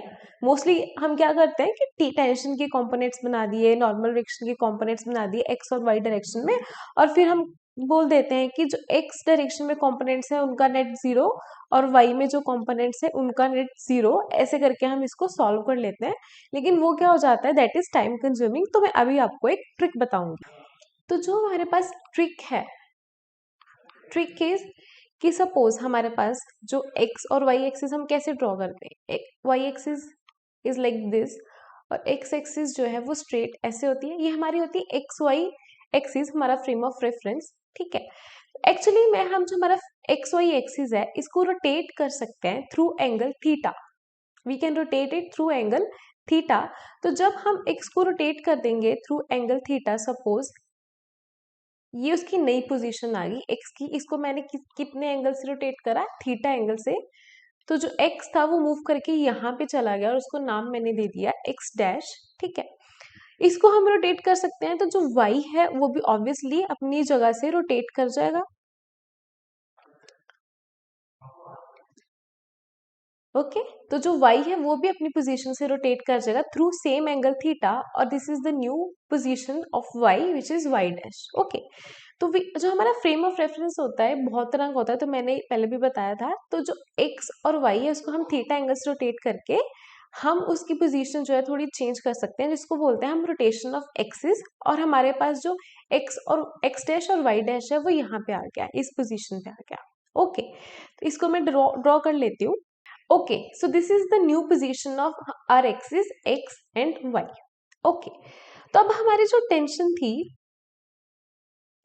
जो टेंशन थी वो भी इस डायरेक्शन में थी here, ठीक है, टेंशन की डायरेक्शन भी ये थी, और जो नॉर्मल था वो हमारा इस डायरेक्शन में था। तो हम बोल सकते हैं कि जब हमने उसको रोटेट करा तो जो टेंशन थी वो इस एक्सिस पे आ गई, एक्स एक्सिस पे, और जो नॉर्मल था वो आ गया वाई एक्सिस पे। नॉर्मल हमारा आ गया फिर वाई एक्सिस पे। ठीक है, तो हमने रोटेट कर दिया और टेंशन और जो नॉर्मल थे वो उनके साथ, नॉर्मल डायरेक्शन जो थे वो उसके साथ अलाइन करने शुरू हो गए। तो अभी ये जो हमारी रोटेटेड एक्सिस थी, इनको अगर मैं अभी स्ट्रेट ड्रॉ करूं तो ये कैसे ड्रॉ हो जाएंगी हमारे पास, ये आ जाएगी हमारी वाई डैश और ये आ जाएगी हमारी एक्स डैश। तो टेंशन किसकी तरफ थी, टेंशन जो फोर्स थी वो एक्स डैश की तरफ थी, तो टेंशन जो है यहाँ पे ड्रॉ कर लेंगे हम। ठीक है, दिस इज टेंशन, और जो नॉर्मल रिएक्शन था वो वाई डैश की तरफ था, तो हमारे पास जो नॉर्मल रिएक्शन है वो आ जाएगा यहाँ पर, ये आ गया हमारा नॉर्मल रिएक्शन। तो हमारा जो वेट है वो किस डायरेक्शन में ड्रॉ करेंगे हम, यहाँ पे देखिए तो इस पॉइंट पे देखिए, अगर टेंशन इस तरफ है एक्स एक्सिस की तरफ और जो नॉर्मल है वो ऊपर को है, तो जो mg है उसकी डायरेक्शन किधर है, ऐसे साइड में जा रहा है mg। ठीक है, यहाँ पे भी देख सकते हैं, ये रहा टेंशन, ये रहा नॉर्मल रिएक्शन, तो ये हमारा हो गया mg। मतलब कि अगर यहाँ पे मेरे को mg ड्रॉ करना हो तो mg किस साइड को ड्रॉ करेंगे हम, इस तरफ। तो जो mg है वो इस डायरेक्शन में ड्रॉ होगा, दिस इज mg। ओके, तो अभी हमारे पास क्या आ गया, जो टेंशन था वो एक्स एक्सिस में चला गया, जो नॉर्मल डायरेक्शन था वो वाई डायरेक्शन में चला गया, और जो mg था वो एक तरीके से एक्स वाई प्लेन में आ चुका है। ये है हमारी नेगेटिव एक्स एक्सिस और ये है हमारी नेगेटिव वाई एक्सिस, को भी डैश डैश। ठीक है, अब क्या था कि नॉर्मल और टेंशन जो है उनके हमें नॉर्मल और टेंशन के हमें ड्रॉ करने की जरूरत नहीं है कंपोनेंट्स। अब हम किसके कंपोनेंट्स ड्रॉ करेंगे, mg के, because mg is in x y plane. mg के कंपोनेंट बनाने के लिए हमें क्या चाहिए होगा, mg का कोई एंगल या तो ये पता होना चाहिए या ये पता होने चाहिए। उसके लिए अब हम अपने डायग्राम पे वापस जाते हैं। तो हमने क्या करा था कि ये जो वेट था नीचे को वर्टिकली डाउनवर्ड एक्ट कर रहा था, और ये एंगल फिर 90 बन जाएगा यहाँ पे। ठीक है, और ये वाला जो एंगल है, ये पूरा angle this is also 90, because ये हमारे पास क्या बन रही है, वाई वाई डैश, हमारी वाई एक्सिस बन रही है, और जो नॉर्मल डायरेक्शन था वो वाई एक्सिस पे ही था। ठीक है, अब देखिए, अगर ये एंगल थीटा है और ये एंगल जो 90 है, तो हमारे पास जो ये वाला एंगल है, हमारे पास जो ये एंगल है ये 90 माइनस थीटा हो जाएगा। This angle is going to be 90 minus theta, obviously ना, ये थीटा हो गया, ये 90 हो गया, टोटल कितना होता है 180, तो ये हो जाएगा हमारे पास 90 माइनस थीटा। और अगर ये पूरा है 90, तो ये वाला एंगल जो है ये क्या हो जाएगा, ये हो जाएगा थीटा। ओके, अगर ये वाला एंगल, इतना एंगल 90 माइनस थीटा और ये पूरा है हमारे पास 90, तो ये हो जाएगा हमारे पास थीटा। तो मतलब कि mg का एंगल y डैश के साथ क्या हो गया, थीटा। तो mg का एंगल y डैश के साथ ये चीज हमें पता लगी, ये हो गया हमारे पास थीटा। अगर ये थीटा हो गया हमारे पास तो हम mg के कंपोनेंट्स ड्रॉ कर सकते हैं, हम mg के कंपोनेंट्स ड्रॉ कर सकते हैं। तो वो हो जाएगा हमारे पास, इस डायरेक्शन में आ जाएगा हमारे पास mg साइन थीटा, और जो कंपोनेंट थीटा की डायरेक्शन में होता है उसे हम कौन सा बोलते हैं, mg cos थीटा। तो अब हमारे पास सारे कंपोनेंट्स आ चुके हैं, हमारे पास टेंशन आ गया, नॉर्मल डायरेक्शन आ गया, mg sine theta, mg cos theta, mg के कंपोनेंट्स भी आ गए। ठीक है, अब इसको हम क्लियरली ड्रॉ कर लेते हैं कि हमारे पास कौन से फोर्सेस आए हैं। तो अभी हम जो अपनी फोर्सेस है एक बार इस पे क्लीनली ड्रॉ कर लेते हैं। टेंशन जो है हमारी इस डायरेक्शन में लग रही है, दिस इज टेंशन, और जो नॉर्मल डायरेक्शन है वो अपवर्ड डायरेक्शन में लग रही है, this is normal force, normal direction. और हमारे पास जो mg है उसका एक्स एक्सिस में है नेगेटिव, नेगेटिव है ये आ जाएगा mg साइन थीटा, और इस डायरेक्शन में कौन सा है, mg cos थीटा। सब फोर्सेस हमने मार्क कर ली। अब हमारे पास क्या सिस्टम इक्विलिब्रियम में है, तो टोटल जो नेट फोर्स एक्स डायरेक्शन में हो जाएगी वो हो जाएगी 0। तो हमारे पास एक्स एक्सिस में कौन सी, एक है टेंशन पॉजिटिव, और नेगेटिव में है mg साइन थीटा, और ये हो जाएगी 0। तो टेंशन हमारे पास आ जाएगी mg साइन थीटा। ओके, और अगर क्वेश्चन में आपको वैल्यू दे रखी है, जैसे कि तो वेरिएबल्स के साथ सॉल्व करा, अगर आपको मास की वैल्यू दी होगी, थीटा की वैल्यू दी होगी, then you can substitute the values here, और आप टेंशन की वैल्यू जो है वो फाइंड कर सकते हैं। और अगर नॉर्मल डायरेक्शन की वैल्यू पूछी हो तो उसको कैसे सॉल्व करेंगे, तो हमारे पास जो y डायरेक्शन में नेट फोर्स है वो भी 0 है, तो पॉजिटिव में है n, और नेगेटिव में क्या है, mg cos थीटा, और ये हो जाएगी 0। तो हमारे पास n आ जाएगी mg cos theta. Normal direction भी आप निकाल सकते हैं अगर m दिया हो और थीटा दिया हो। तो स्टूडेंट्स अब हम पहुंच चुके हैं Newton second law of motion पर। क्वेश्चंस को सॉल्व करते करते बहुत सारे क्वेश्चंस हमने फर्स्ट लॉ के सॉल्व करे, और अब हम सॉल्व करेंगे Newton second law of motion के भी क्वेश्चंस करेंगे इसके बाद। तो सबसे पहले इसकी अपनी डेफिनेशन देख लेते हैं। तो डेफिनेशन क्या है, the rate of change of momentum of a body is directly proportional to the applied force and it takes place in the direction in which the force acts. इसका क्या मतलब है वो समझते हैं। तो हमारे पास सपोज करो एक बॉडी है, ठीक है, इस बॉडी का जो मास है m, और इस पे हमने कुछ फोर्स लगाई F, ठीक है। जब हमने इस पे फोर्स लगाई तो ये मूव करके इस पोजीशन पे पहुंच गई, और स्टार्टिंग में इस पे इसकी वेलोसिटी थी u, और क्योंकि इस पे फोर्स लगी है तो इसकी फोर्स जब लगती है, हमने फर्स्ट लॉ में करा था, तो यूनिफॉर्म मोशन नहीं रहता है, ठीक है। यूनिफॉर्म मोशन नहीं है तो मतलब उसकी जो स्पीड है वो चेंज करेगी, उसकी स्पीड चेंज करके हो गई v after time t। t time के बाद इस मास की जो वेलोसिटी थी वो u से v हो गई, ठीक है। स्टार्टिंग में उसकी वेलोसिटी थी u, उस पर हम फोर्स लगा रहे हैं, उसकी वेलोसिटी चेंज होके इंक्रीज होके हो गई v after time t। Okay, तो स्टार्टिंग में उसका मोमेंटम क्या था, मोमेंटम जो होता है वो होता है मास इनटू वेलोसिटी। तो वेलोसिटी हमारे पास क्या है u, और फाइन ये इनिशियल मोमेंटम स्टार्टिंग वाला मोमेंटम हो गया, और जो फाइनल मोमेंटम है t टाइम के बाद वो हो गया मास इनटू वेलोसिटी। यहाँ पे वेलोसिटी क्या है v। ओके, तो जो मास है वो चेंज नहीं हुआ है, मास इज कांस्टेंट, उसको हमने m ही रख लिया है। तो अगर मैं बताऊं, पूछूं आपसे कि चेंज इन मोमेंटम कितना होगा, चेंज इन कितना मोमेंटम चेंज हुआ, वो हो जाएगा final momentum, final momentum minus initial momentum, final momentum minus initial momentum. तो change in momentum delta P से अगर लिखूं तो वो मेरे पास हो जाएगा, फाइनल मोमेंटम हमारे पास क्या है mv, और इनिशियल मोमेंटम हमारे पास क्या है mu। तो ये आ गया हमारे पास चेंज इन मोमेंटम। डेफिनेशन में क्या दे रखा है, the rate of change of momentum. Rate of change, rate का मतलब क्या होता है, पहले मैंने बताया था काइनेमेटिक्स में, जहां पे भी रेट आ गया उसका मतलब क्या है कि डिवाइडेड बाय टाइम, ठीक है।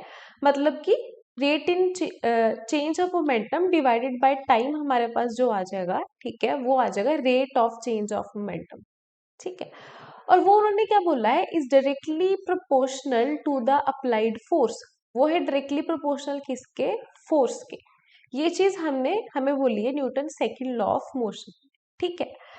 अब हम क्या बोल सकते हैं कि जो rate in change in momentum है ये आ जाएगा हमारे पास M we minus M you upon delta T. ये चीज मैंने यहाँ पे सब्स्टिट्यूट कर दी, ठीक है। तो यहाँ पे अगर मेरे को ये प्रोपोर्शनैलिटी का साइन हटाना हो तो हम इक्वल्स टू लगाने के लिए यहाँ पे क्या लगाते हैं, कांस्टेंट लगाते हैं, और ये आ जाएगा m we minus M you upon delta T. ये चीज आ जाएगी हमारे पास, ठीक है। और अगर मैं k को 1 मान लूं तो हमारे पास f की वैल्यू क्या आ जाएगी, फिर M we minus M you upon delta T आ जाएगी। अब इसमें इस इक्वेशन में अगर m को कांस्टेंट ले लूं, ये मैं यहाँ पे सॉल्व कर रही हूँ, तो इस इक्वेशन में अगर मैं m कांस्टेंट है उसको बाहर ले लिया तो यहाँ रह जाएगा v minus you upon delta T. ये क्या है, चेंज इन वेलोसिटी, ये है चेंज इन वेलोसिटी।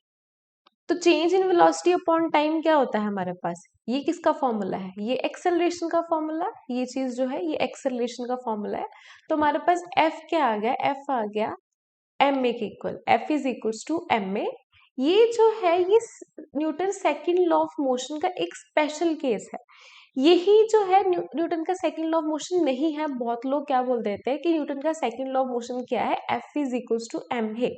नहीं, न्यूटन का सेकंड लॉ ऑफ मोशन क्या बोलता है, F is directly proportional to rate of change of momentum. ये चीज, this is Newton second law of motion, F is directly proportional to rate of change of momentum। F is equals to ma है, जो एक special case है। Special कैसे हुआ, हमने मास को यहाँ पे कांस्टेंट रखा था, मास इज कांस्टेंट, तो ये हमारे पास फॉर्मूला आता है। अगर मास कांस्टेंट नहीं, क्योंकि जो चेंज इन मोमेंटम है, चेंज इन मोमेंटम, अब मोमेंटम होता है मास इनटू वेलोसिटी, ठीक है। अगर मोमेंटम चेंज होगा तो क्यों हो सकता है, मास की वजह से भी चेंज हो सकता है, वेलोसिटी की वजह से भी चेंज हो सकती है। अगर मास चेंज हो गया तो भी तो मोमेंटम चेंज होगा, ठीक है। तो मतलब कि जरूरी नहीं है कि मास कांस्टेंट रहे। बहुत सारे केसेस में लाइक 98% केसेस में तो मास कांस्टेंट रहता है, लेकिन 2% केसेस में हमारे पास क्या है, मास जो है वो कांस्टेंट नहीं रहेगा। तो उसमें हम ये चीज नहीं बोल सकते F is equal to m a के इक्वल है, क्योंकि उसमें मास जो है वो कांस्टेंट नहीं है, ओके। अभी आप बोलोगे कि भाई मास कब कांस्टेंट नहीं रहता, ठीक है। उसकी एग्जांपल मैं आपको देती हूँ, ये है रॉकेट। रॉकेट प्रपल्शन की एग्जांपल लेते हैं हम। रॉकेट ऊपर जाता सबने देखा है, सबने वीडियो देखी होगी, अगर लाइव नहीं देखा है तो जब रॉकेट ऊपर जाता है तो नीचे से आपने आग लगी हुई देखी होगी, यहाँ पे गैसेस निकलती हुई देखी होंगी, ठीक है। तो सपोज करो कि जब हम इस रॉकेट को लॉन्च कर रहे हैं, इसका जो रॉकेट का जो वेट था वो सपोज 1000 किलोग्राम्स का था, वेट नहीं मास, इसका जो मास था वो था रॉकेट का, ये रॉकेट का मास की बात कर रही हूँ मैं, ये 1000 किलोग्राम्स था। अब इसमें फ्यूल भी तो डालेंगे, ठीक है, फ्यूल तो होना चाहिए ना, बिना फ्यूल के तो गाड़ी नहीं चलती है, तो रॉकेट कैसे चला जाएगा। तो इसमें फ्यूल भी डालेंगे। सपोज कि फ्यूल का मास कितना है, फ्यूल का जो मास है वो है 500 किलोग्राम्स। यहाँ पे ये देखो लिक्विड फ्यूल डाला हुआ है, ठीक है। तो टोटल मास क्या हो गया रॉकेट का, टोटल मास ऑफ रॉकेट, तो रॉकेट का टोटल मास हो गया, उसका खुद का 1000 था, फ्यूल का इतना है, तो 1500 किलोग्राम्स हो गया रॉकेट का मास, ठीक है। अब जो रॉकेट है उसमें जो फ्यूल है, जब वो बर्न करता है तभी रॉकेट ऊपर जाता है। जो फ्यूल है वो बर्न करता है, हमारे जो गाड़ी में हम पेट्रोल डालते हैं वो भी बर्न करता है ना, खत्म हो जाता है थोड़े टाइम बाद, गैसेस निकल जाती है बाहर, ठीक है। तो जो रॉकेट में फ्यूल डाला हुआ वो भी बर्न करेगा, और जब वो बर्न करेगा उसके बाद वो कम होता जाएगा, कि 1500 से कम हो गए 1400 1300, वो कम होता जाएगा। मतलब टोटल मास जो हमारे रॉकेट का है वो कम होता जाएगा 1500 से 1430, मतलब मास चेंज हो रहा है। तो इस केस में हमारे पास क्या हो गया, मास चेंज हो गया, मास इज चेंजिंग। तो इसमें हम F is equal to m a नहीं बोल सकते, क्योंकि हमारा जो ये वाला फॉर्मूला आया था ये मास को कांस्टेंट मान के आया था, लेकिन हमारा जो मास है वो कांस्टेंट नहीं है। तो यहाँ पे हम क्या फॉर्मूला लगाएंगे वो अभी डिस्कस करते हैं। तो अभी हम देखते हैं कि जब मास कांस्टेंट नहीं होता है तो सेकंड लॉ जो है वो उसकी कैसी फॉर्म होती है, उसको हम बोलेंगे mathematical formulation of second law, या फिर इसको हम ये भी बोल सकते हैं differential form of second law, ठीक है, differential form of second law. तो हमारे पास सेकंड लॉ क्या बोलता है, force is directly proportional to rate of change of momentum. Rate of change of momentum मतलब change in momentum upon time, ठीक है। और प्रोपोर्शनलिटी हटा के इक्वल टू का साइन लगाना है, तो हमें यहाँ पे कांस्टेंट लगाना होता है। यही चीज करी थी अभी हमने, आपका रिकैप भी हो रहा है। के को हमने 1 मान लिया था, तो हमारे पास एफ आ गया था delta P upon delta T, ठीक है। अगर मेरे को बहुत ही छोटा चेंज इन मोमेंटम लेना है, और जब हम बहुत छोटा चेंज इन मोमेंटम लेते हैं तो हम डी लेते हैं, डिफरेंशिएशन डेरिवेटिव पी का। ये चीज हमने करी हुई है, ठीक है। डिफरेंशिएशन और कैलकुलस काइनेमेटिक्स में भी ये चीज करी हुई है कि जब हम बहुत ही छोटा मोमेंटम लेना, बहुत छोटा टाइम लेना, या फिर बहुत छोटा डिस्टेंस लेना, डिस्प्लेसमेंट लेना, तो हमें डेरिवेटिव लेना होता है, ठीक है। तो हमारे पास फोर्स क्या आ जाएगा फिर, D P by d T, ये चीज आ जाएगी। और मोमेंटम हमारे पास क्या होता है, mass into velocity, that is momentum. अगर यहाँ पे अब मैं मोमेंटम की जगह पे उसकी वैल्यू पुट कर दूं एम वी, ठीक है। अब मास और वेलोसिटी आपस में क्या हो रहा है, मल्टीप्लाई। तो इसका जब डेरिवेटिव लेना होता है प्रोडक्ट रूल के अकॉर्डिंग, पहले m बाहर आ जाएगा d v by d t, plus फिर v बाहर आ जाएगा d m by d t. ऐसे ही हम डेरिवेटिव करते हैं अगर दो वेरिएबल्स का प्रोडक्ट हो रहा होता है, ठीक है। अब ये हमारे पास आ गया एक्चुअल जो फॉर्मूला सेकंड लॉ से निकल के आया, जब मास भी कांस्टेंट नहीं होता है और v भी कांस्टेंट नहीं है हमारे पास। इस केस में ना तो मास कांस्टेंट है, ना ही वेलोसिटी कांस्टेंट है, दोनों चेंज हो रहे हैं। दोनों चेंज हो रहे हैं, उसकी वजह से हमारा मोमेंटम चेंज हो रहा है, ठीक है। तो उस केस में हमारे पास जो फोर्स का फॉर्मूला आ जाएगा वो ये आ जाएगा। अब ये देखो, ये वाली जो टर्म है, ये वाली जो टर्म है, ये क्या बता रही है कि वेलोसिटी चेंज हो रही है, उसकी चेंज होने की वजह से हमारे पास जो फोर्स की वैल्यू आ रही है। और ये वाली टर्म क्या बता रही है कि मास चेंज हो रहा है, उसकी वजह से हमारे पास फोर्स की जो वैल्यू आ रही है, ठीक है। अब सपोज करो मैं बोल देती हूँ कि मास कांस्टेंट है। अगर मैंने बोल दिया कि मास कांस्टेंट है और किसी भी कांस्टेंट का जब हम डेरिवेटिव लेते हैं वो हो जाता है जीरो, मतलब ये चीज हो जाएगी zero, d m by d t, d m by d t जो है वो जीरो हो जाना चाहिए, क्योंकि मास मैंने कांस्टेंट बोला है, किसी भी कांस्टेंट वैल्यू का जब डेरिवेटिव लेते हैं वो जीरो हो जाता है। तो इसको मैं अगर यहाँ पे लिख दूं फिर आगे, तो ये आ जाएगा m d v by d t plus zero, क्योंकि ये जीरो आ गया था। और d v by d t क्या होता है हमारे पास, एक्सेलरेशन। तो आ गया फिजिक्स टू एम में जो हमने पहले निकाला था जब मास कांस्टेंट लिया था। अगर मास फिर कांस्टेंट हो जाता है, हमारे पास सेकंड लॉ की कौन सी फॉर्म आ जाती है, ये वाली F is equal to m a. और ये स्पेशल केस है, ठीक है। ये इसका इसका स्पेशल केस हमारे पास क्या है, F is equal to m में, जब मास होता है कांस्टेंट। आई होप ये चीज आपको हो गई होगी क्लियर। तो आपने याद रखना है, जब मास कांस्टेंट है तो हम F is equal to m में बोल सकते हैं, अदरवाइज हमें ये वाला फॉर्मूला यूज करना पड़ेगा। तो एक बार इसके क्वेश्चंस डिस्कस करने से पहले सेकंड लॉ के, हम एक बार ये देख लेते हैं कि जो second law it is consistent with first law कैसे है। तो हमने एक स्पेशल केस करा था सेकंड लॉ का, F is equal to m में, ठीक है। अब क्या होगा अगर मैं फोर्स जीरो कर दूं, अगर फोर्स जीरो हो जाएगी तो हमारे पास एक्सेलरेशन भी जीरो हो जाएगी।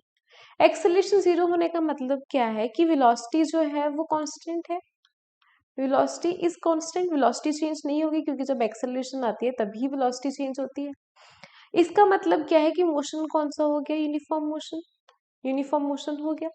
और फर्स्ट लॉ क्या बोलता है हमारे पास, a body continues to be in state of uniform motion until and unless force acts on it, ठीक है।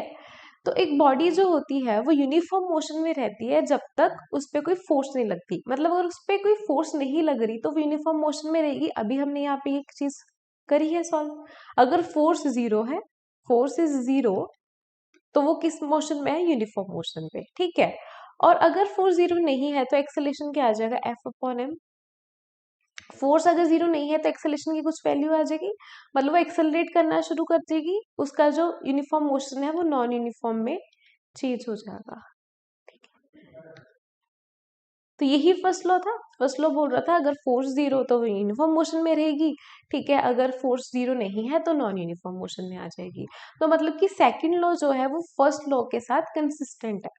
ओके, तो अभी हम सेकंड लॉ के जो क्वेश्चंस करेंगे उसमें हम क्या करेंगे, पहले तो हम सिर्फ क्या कर रहे थे, जैसे कि क्वेश्चंस थे उसमें टेंशन फाइंड कर रहे थे, इंक्लाइंड प्लेन लिया हमने, ठीक है, उसमें मास पड़ा था, स्ट्रिंग था, हमने बोला था टेंशन निकालो, ठीक है, या फिर हम नॉर्मल रिएक्शन, हम फोर्स फाइंड कर रहे थे, बेसिकली अलग अलग तरह की फोर्स फाइंड कर रहे थे। अब हम क्या करेंगे, अब हम एक्सेलरेशन भी फाइंड करेंगे, जैसे ये बॉडी को अगर ये रिलीज कर दिया यहाँ से तो उसमें क्या एक्सेलरेशन है, ठीक है, या फिर सपोज करो कि यहाँ पे पुली है, पुली पे दो मास लगे हुए हैं, ठीक है, पुली क्या होती है, पुराने जमाने में आपने शायद अभी भी देखा होगा गाँव में, ठीक है, वो पानी निकालते थे वेल से, ठीक है, वेल से पानी निकालते तो यहाँ से खींचते थे, यहाँ से पानी ऊपर आ जाता था, दैट इज पुली, ठीक है। अब उस पे मास पड़ा है, ठीक है, एक ये मास है M1 M2, M2 जो अगर हैवी है तो ये नीचे को आनी शुरू कर देगी, तो किस एक्सेलरेशन से वो नीचे को आ रही है, ठीक है, हमारे पास दो मास ऐसे पड़े हुए हैं, ठीक है, उन पे हम फोर्स लगा रहे हैं, अगर उस पे फोर्स लगा रहे हैं तो उनमें एक्सेलरेशन भी आएगी, एक्सेलरेशन फाइंड करो। ऐसे क्वेश्चंस अब हम जो सेकंड लॉ के रिगार्डिंग करेंगे। So the first question in second law of motion is find normal reaction and acceleration in the body. तो हमें बॉडी दी गई है यहाँ पे, इसमें हमने क्या फाइंड करनी है, नॉर्मल रिएक्शन और एक्सेलरेशन, क्योंकि इस पे फोर्स लग रही है तो एक्सेलरेशन तो इसमें आएगी। तो हमारे पास सबसे पहला काम क्या है, फोर्सेस मेंशन करते हैं इसमें, और नीचे की डायरेक्शन को क्या लग रहा है, वेट, ऑब्वियसली फर्स्ट काम वेट, और ये जो सरफेस है इसमें नॉर्मल डायरेक्शन भी लगाएगा, ऊपर को लगाएगा, ठीक है। और ये जो फोर्स है इसको हम इसके दो कंपोनेंट्स बना सकते हैं, क्योंकि एक्स वाई प्लेन में है, इसके दो कंपोनेंट्स बन जाएंगे। अगर ये है हमारे पास थीटा, सपोज ही थीटा दिया हुआ है, तो ये हो जाएगा एफ कॉस थीटा, और इस डायरेक्शन में हो जाएगा एफ साइन थीटा, इस डायरेक्शन में हो जाएगा हमारे पास एफ कॉस थीटा, और ऊपर वाली डायरेक्शन में हो जाएगा एफ साइन थीटा। अब हम क्या करते हैं, इसकी एफबीडी बना लेते हैं। जब इसकी एफबीडी बनाएंगे तो सबसे पहले मास को पॉइंट मास कंसीडर कर लेंगे हम, उसके बाद उसका वेट नीचे mg, ठीक है, नॉर्मल डायरेक्शन लग रहा है ऊपर की डायरेक्शन को n, और ऊपर की डायरेक्शन की एक और फोर्स लग रही है एफ साइन थीटा, और आगे को कौन सी लग रही है, एफ कॉस थीटा। अब क्या ये जो बॉडी है ऊपर नीचे मूव कर रही है, नहीं मूव कर रही है, इसका मतलब कि टोटल जो फोर्सेस ऊपर को है वो किसके इक्वल हो जाएंगे, जितनी की नीचे को फोर्सेस लग रही है, ये दोनों फोर्सेस एक दूसरे को बैलेंस कर रही है। तो मतलब कि n plus F sine theta किसके इक्वल हो जाएगा, mg के इक्वल, ठीक है। यहाँ से n हमारे पास क्या आ जाएगा, mg minus F sine theta, तो हमारे पास n की वैल्यू आ गई, नॉर्मल डायरेक्शन हमारे पास आ गई। अगर क्वेश्चन में वेरिएबल्स की जगह पे वैल्यूज दे रखी हैं, जैसे कि m की वैल्यू, g की वैल्यू 10 हो सकती है, फोर्स दे रखी है और थीटा दे रखी है, तो आप नॉर्मल डायरेक्शन जो है वो फाइंड कर सकते हो। नेक्स्ट इज एक्सेलरेशन फाइंड करें। अब देखो जब ये मूव करेगी, इस डायरेक्शन को मूव करेगी एफ कॉस थीटा की वजह से, तो उसमें एक्सेलरेशन सपोज a आ गई, तो फोर्स कितनी लग रही, फोर्स का फॉर्मूला हमारे पास क्या होता है, ma होता है, तो एम ए हमारे पास किसके इक्वल आ जाएगी, एफ कॉस थीटा के इक्वल, क्योंकि ये फोर्स लग रही है उस पर जिसकी वजह से उस पर फोर्स आ रही है। और हमारे पास फिर एक्सेलरेशन यहाँ से क्या आ जाएगी, F cos theta upon m, तो ये हमारे पास आ गई एक्सेलरेशन की वैल्यू। आप ये कैलकुलेट कर सकते हैं अगर आपको यहाँ पे वेरिएबल्स की जगह पे वैल्यूज दे रखी है। Okay, so the next question is find normal reaction between blocks and acceleration of both the blocks. हमारे पास दो ब्लॉक्स दिए हुए हैं, ये सरफेस पे पड़े हैं, इसका मास m1 है, इसका m2, और इन पे फोर्स लग रही है F, ठीक है। हमें इनकी एक्सेलरेशन निकालनी है और नॉर्मल रिएक्शन जो इनके बीच में लग रहा है वो निकालना है। तो सबसे पहले हम क्या करेंगे कि फोर्सेस मार्क करनी है इस पे, ठीक है। जो फोर्सेस हैं इस पे, एक तो वेट है m1g, ये तो फर्स्ट स्टेप होता है, ये तो करना ही है, इस पे वेट जो लग रहा है वो लग रहा है m2g। अब जब इन पे फोर्स लग रही है तो इन पे एक्सेलरेशन आ रही है, दोनों में सेम एक्सेलरेशन आती है, क्योंकि बिकॉज दे आर ज्वाइंट, दे जुड़े हुए हैं, तो एक्सेलरेशन सेम होगी। वेट लग गया। दूसरी नॉर्मल डायरेक्शन, इस पे भी नॉर्मल डायरेक्शन लग रहा है, और इस पे भी ग्राउंड जो है, सरफेस जो है, नॉर्मल डायरेक्शन लगा रहा है, इस पे n, और इस पे हम n1 उसको नाम दे देते हैं, ठीक है, n1 लग रहा है और m2,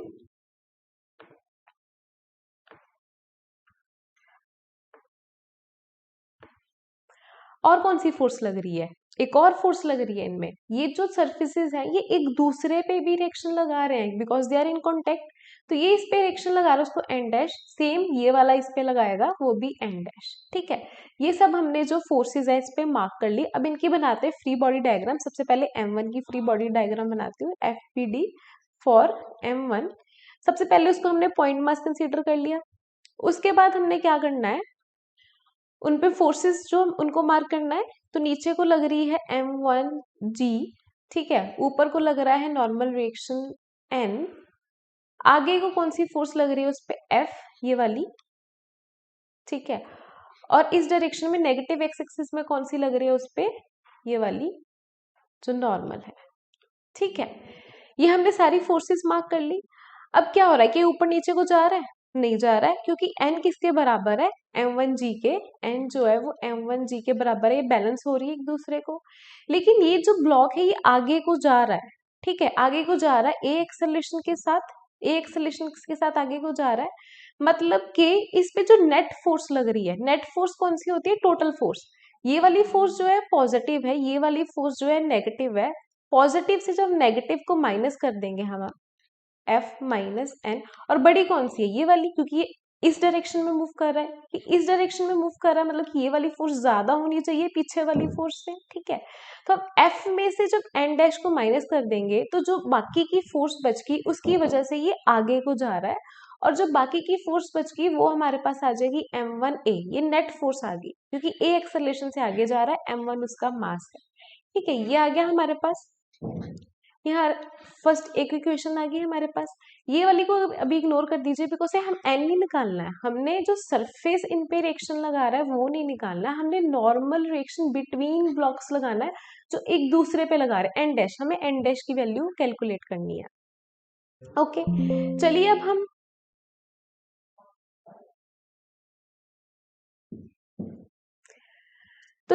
अब हम FBD बना लेते हैं दूसरे का। तो चलिए अब हम FBD बना लेते हैं M2 का, FBD फॉर M2 हमारे पास क्या हो जाएगा, M2 सबसे पहले पॉइंट मास ड्रॉ कर लिया, उस पे जो फोर्स लग रही है M2G, नीचे को, ऊपर को उस पे नॉर्मल रिएक्शन लग रहा है N1, और जो M1 है वो M2 पे नॉर्मल रिएक्शन लगा रहा है आगे की डायरेक्शन को N1, और क्या सॉरी N डैश। तो क्या ये वाली फोर्स जो है F वो उस पे लग रही है, नहीं, एक्चुअली में ये जो फोर्स है ये सेकंड बॉडी पे नहीं लगती है, ये सिर्फ फर्स्ट पे लगती है, यहीं पे हम गलती कर देते हैं। एक्चुअली में M2 क्यों आगे मूव कर रहा है, M2 आगे मूव कर रहा है because of the reaction from M1। M1 जो उस पे N डैश रिएक्शन लगा रहा है ना, N डैश रिएक्शन जो M1 लगा रहा है उसकी वजह से जो हमारा M2 मास है वो आगे को मूव कर रहा है। ओके, तो ये हमारे पास FBD होगी M2 की। तो अब हमारे पास क्या है, N1 जो है M2G के इक्वल है, क्योंकि बॉडी ऊपर नीचे मूव नहीं कर रही है तो N1 जो है वो M2G के इक्वल हो जाएगा। और जो ये आगे को मूव कर रही है इसमें जो एक्सेलरेशन आ रही है वो किसकी वजह से आ रही है, एन डैश की वजह से। जो आगे को नेट फोर्स लग रही है, नेट फोर्स क्या है हमारे पास M2A, वो किसके इक्वल हो जाएगी फिर एन डैश के इक्वल। हमारे पास एन डैश यहाँ से क्या आ गया फिर M2A। ओके, ये आ गया हमारे पास एन डैश। ये वाले एन डैश को अगर मैं यहाँ पे सब्स्टिट्यूट कर दूं वन इक्वेशन में तो हमारे पास क्या आ जाएगा फिर, F माइनस एन डैश क्या है M2A is equal to M1A। यहाँ से हमारे पास F क्या आ जाएगा फिर M1A प्लस M2A, और A की वैल्यू क्या आ जाएगी F upon M1 plus M2। हमारे पास एक्सेलरेशन आ गई, हमने एक्सेलरेशन निकालनी थी। अगर आपको वेरिएबल की जगह पे वैल्यूज दी होती है, या जैसे कि F दिया होता, M1 M2 की वैल्यूज दी होती है, आप सब्स्टिट्यूट कर देते और आपके पास एक्सेलरेशन आ जाती। अब ये जो एक्सेलरेशन की वैल्यू हमारे पास आई है, ठीक है, इसको अगर हम यहाँ पे सब्स्टिट्यूट कर दें इस इक्वेशन पे तो हमारे पास एन डैश भी आ जाएगा। ठीक है, एन डैश हमने निकालना है, हमने नॉर्मल रिएक्शन भी निकालना है, तो वो वैल्यू वहां पे सब्स्टिट्यूट करें। यहाँ पे सब्स्टिट्यूट कर दूं अगर मैं, इसको मैं यहाँ लिख देती हूँ, तो एन डैश हमारे पास क्या आ जाएगा M2 इंटू ए हमारे पास क्या है F upon M1 plus M2। ये हमारे पास एन डैश की वैल्यू आ गई। ठीक है, एन डैश भी आ गया, एक्सेलरेशन भी आ गई, हमारा ये क्वेश्चन जो है वो सॉल्व हो गया। तो इसी क्वेश्चन में एक्सेलरेशन निकालने का आपको एक शॉर्टकट मेथड बताती हूँ। तो शॉर्टकट मेथड कैसे होगा, इस पे F फोर्स लग रही है। तो अगर ये जो मास m1 m2 ये पूरा जो है हमारे पास, इसको मैं एक सिस्टम मान लूँ, एक ही सिस्टम है, तो सिस्टम का टोटल मास हमारे पास क्या हो जाएगा, सिस्टम का टोटल मास हो जाएगा m1 प्लस m2। और टोटल फोर्स कितनी लग रही है इस पे, टोटल फोर्स लग रही है F। तो हमारे पास F हो जाएगा टोटल मास है m1 प्लस m2 इंटू इसमें एक्सेलरेशन, एक ही एक्सेलरेशन से चल रहे थे ये, इंटू एक्सेलरेशन। तो यहाँ से एक्सेलरेशन हम निकाल सकते हैं F upon m1 plus m2। और ये वाली एक्सेलरेशन देखिए, हमारे पीछे जो एक्सेलरेशन निकाली थी उसके बराबर आ गई, सेम आ गई। लेकिन फिर भी एबीडी जो हमें बनानी जरूरी है, बिकॉज इस शॉर्टकट से हमारे पास नॉर्मल रिएक्शन नहीं मिल रहा है हमें, ठीक है। और ये रिजल्ट ऐसा क्यों आया, बिकॉज जो m1 m2 थे वो इकट्ठे चल रहे थे, वो एक सिस्टम की तरह इकट्ठे चल रहे थे और एक्सेलरेशन सेम था दोनों में। लेकिन हमेशा ऐसा नहीं होता है, हमेशा एक्सेलरेशन सेम। तो नेक्स्ट क्वेश्चन आप करके देखिए एक बार, अगर आप कर सकते हैं, वरना हम तो अभी डिस्कस कर लेंगे। तो हमारे पास नेक्स्ट क्वेश्चन क्या है, find acceleration of both blocks when surfaces are smooth. इन दो ब्लॉक्स पे F फोर्स लग रही है, ठीक है। तो हमें क्या निकालनी है, एक्सेलरेशन निकालनी है।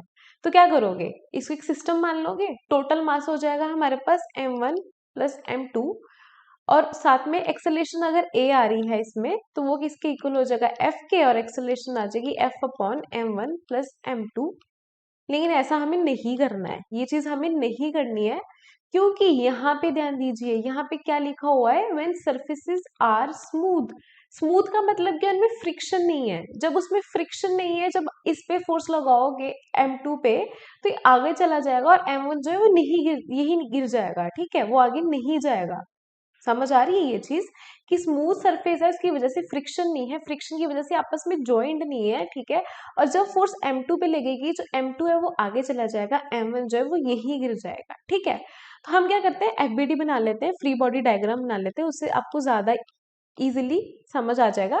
एफबीडी बनाने से पहले एक बार फोर्सेस देख लेते हैं क्या क्या लग रही है। तो m2 पे एक तो उसका वेट ऑब्वियसली m2 जो नीचे लग रहा है, और सरफेस भी इस पे नॉर्मल रिएक्शन लगा रहा है, ऊपर को सरफेस इस पे नॉर्मल रिएक्शन लगा रहा है n, ठीक है।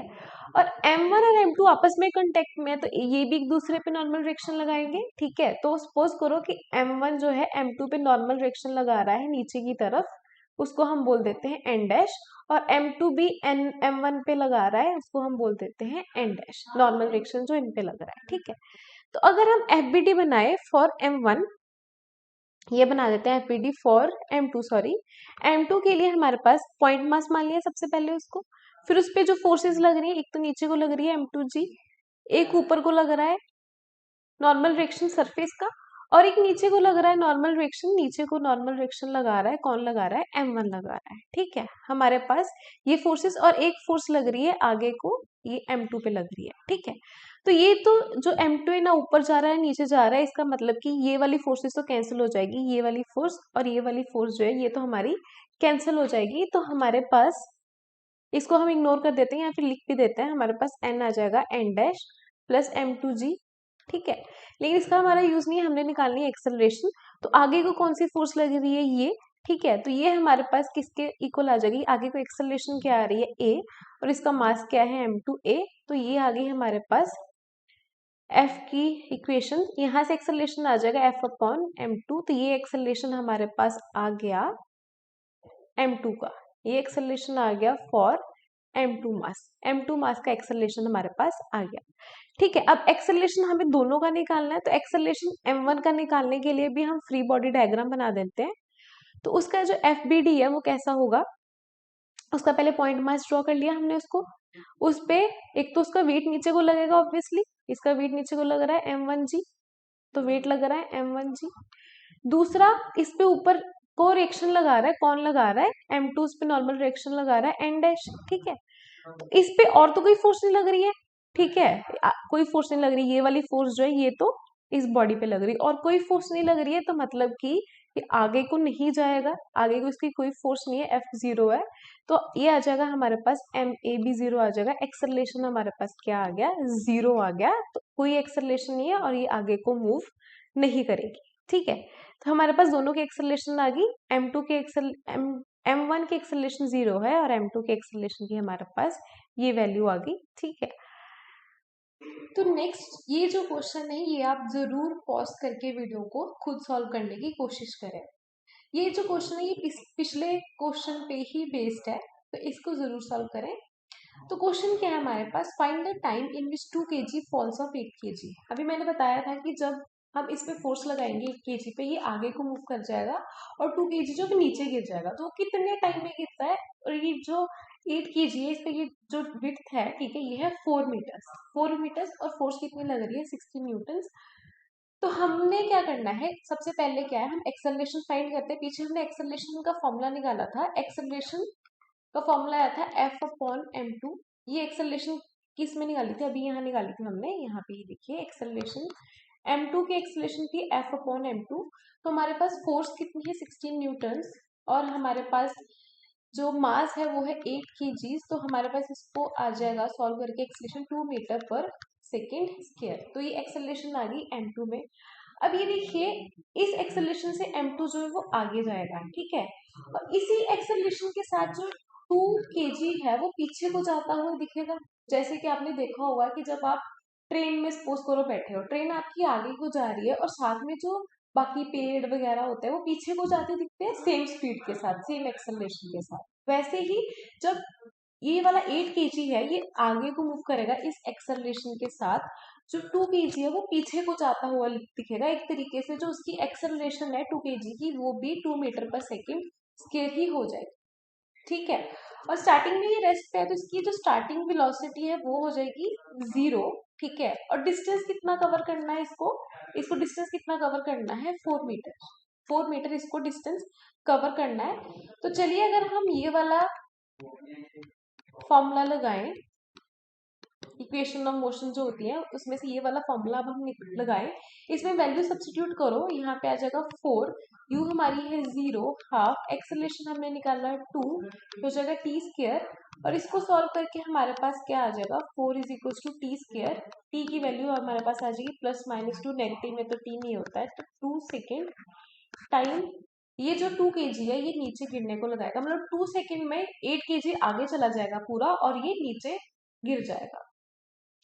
Okay learner, so next question is find tension in string and acceleration blocks. तो इस क्वेश्चन में हमारे पास सिर्फ एक ही स्ट्रिंग दिया गया है, उसमें हमने टेंशन निकालनी है, और हमारे पास 2 ब्लॉक्स है, उन पे हमने एक्सेलरेशन फाइंड करनी है। ये एरो जो है ये स्ट्रिंग नहीं है, ये डिनोट कर रहा है फोर्स को, कि m2 मास पे फोर्स लग रही है इन दिस डायरेक्शन।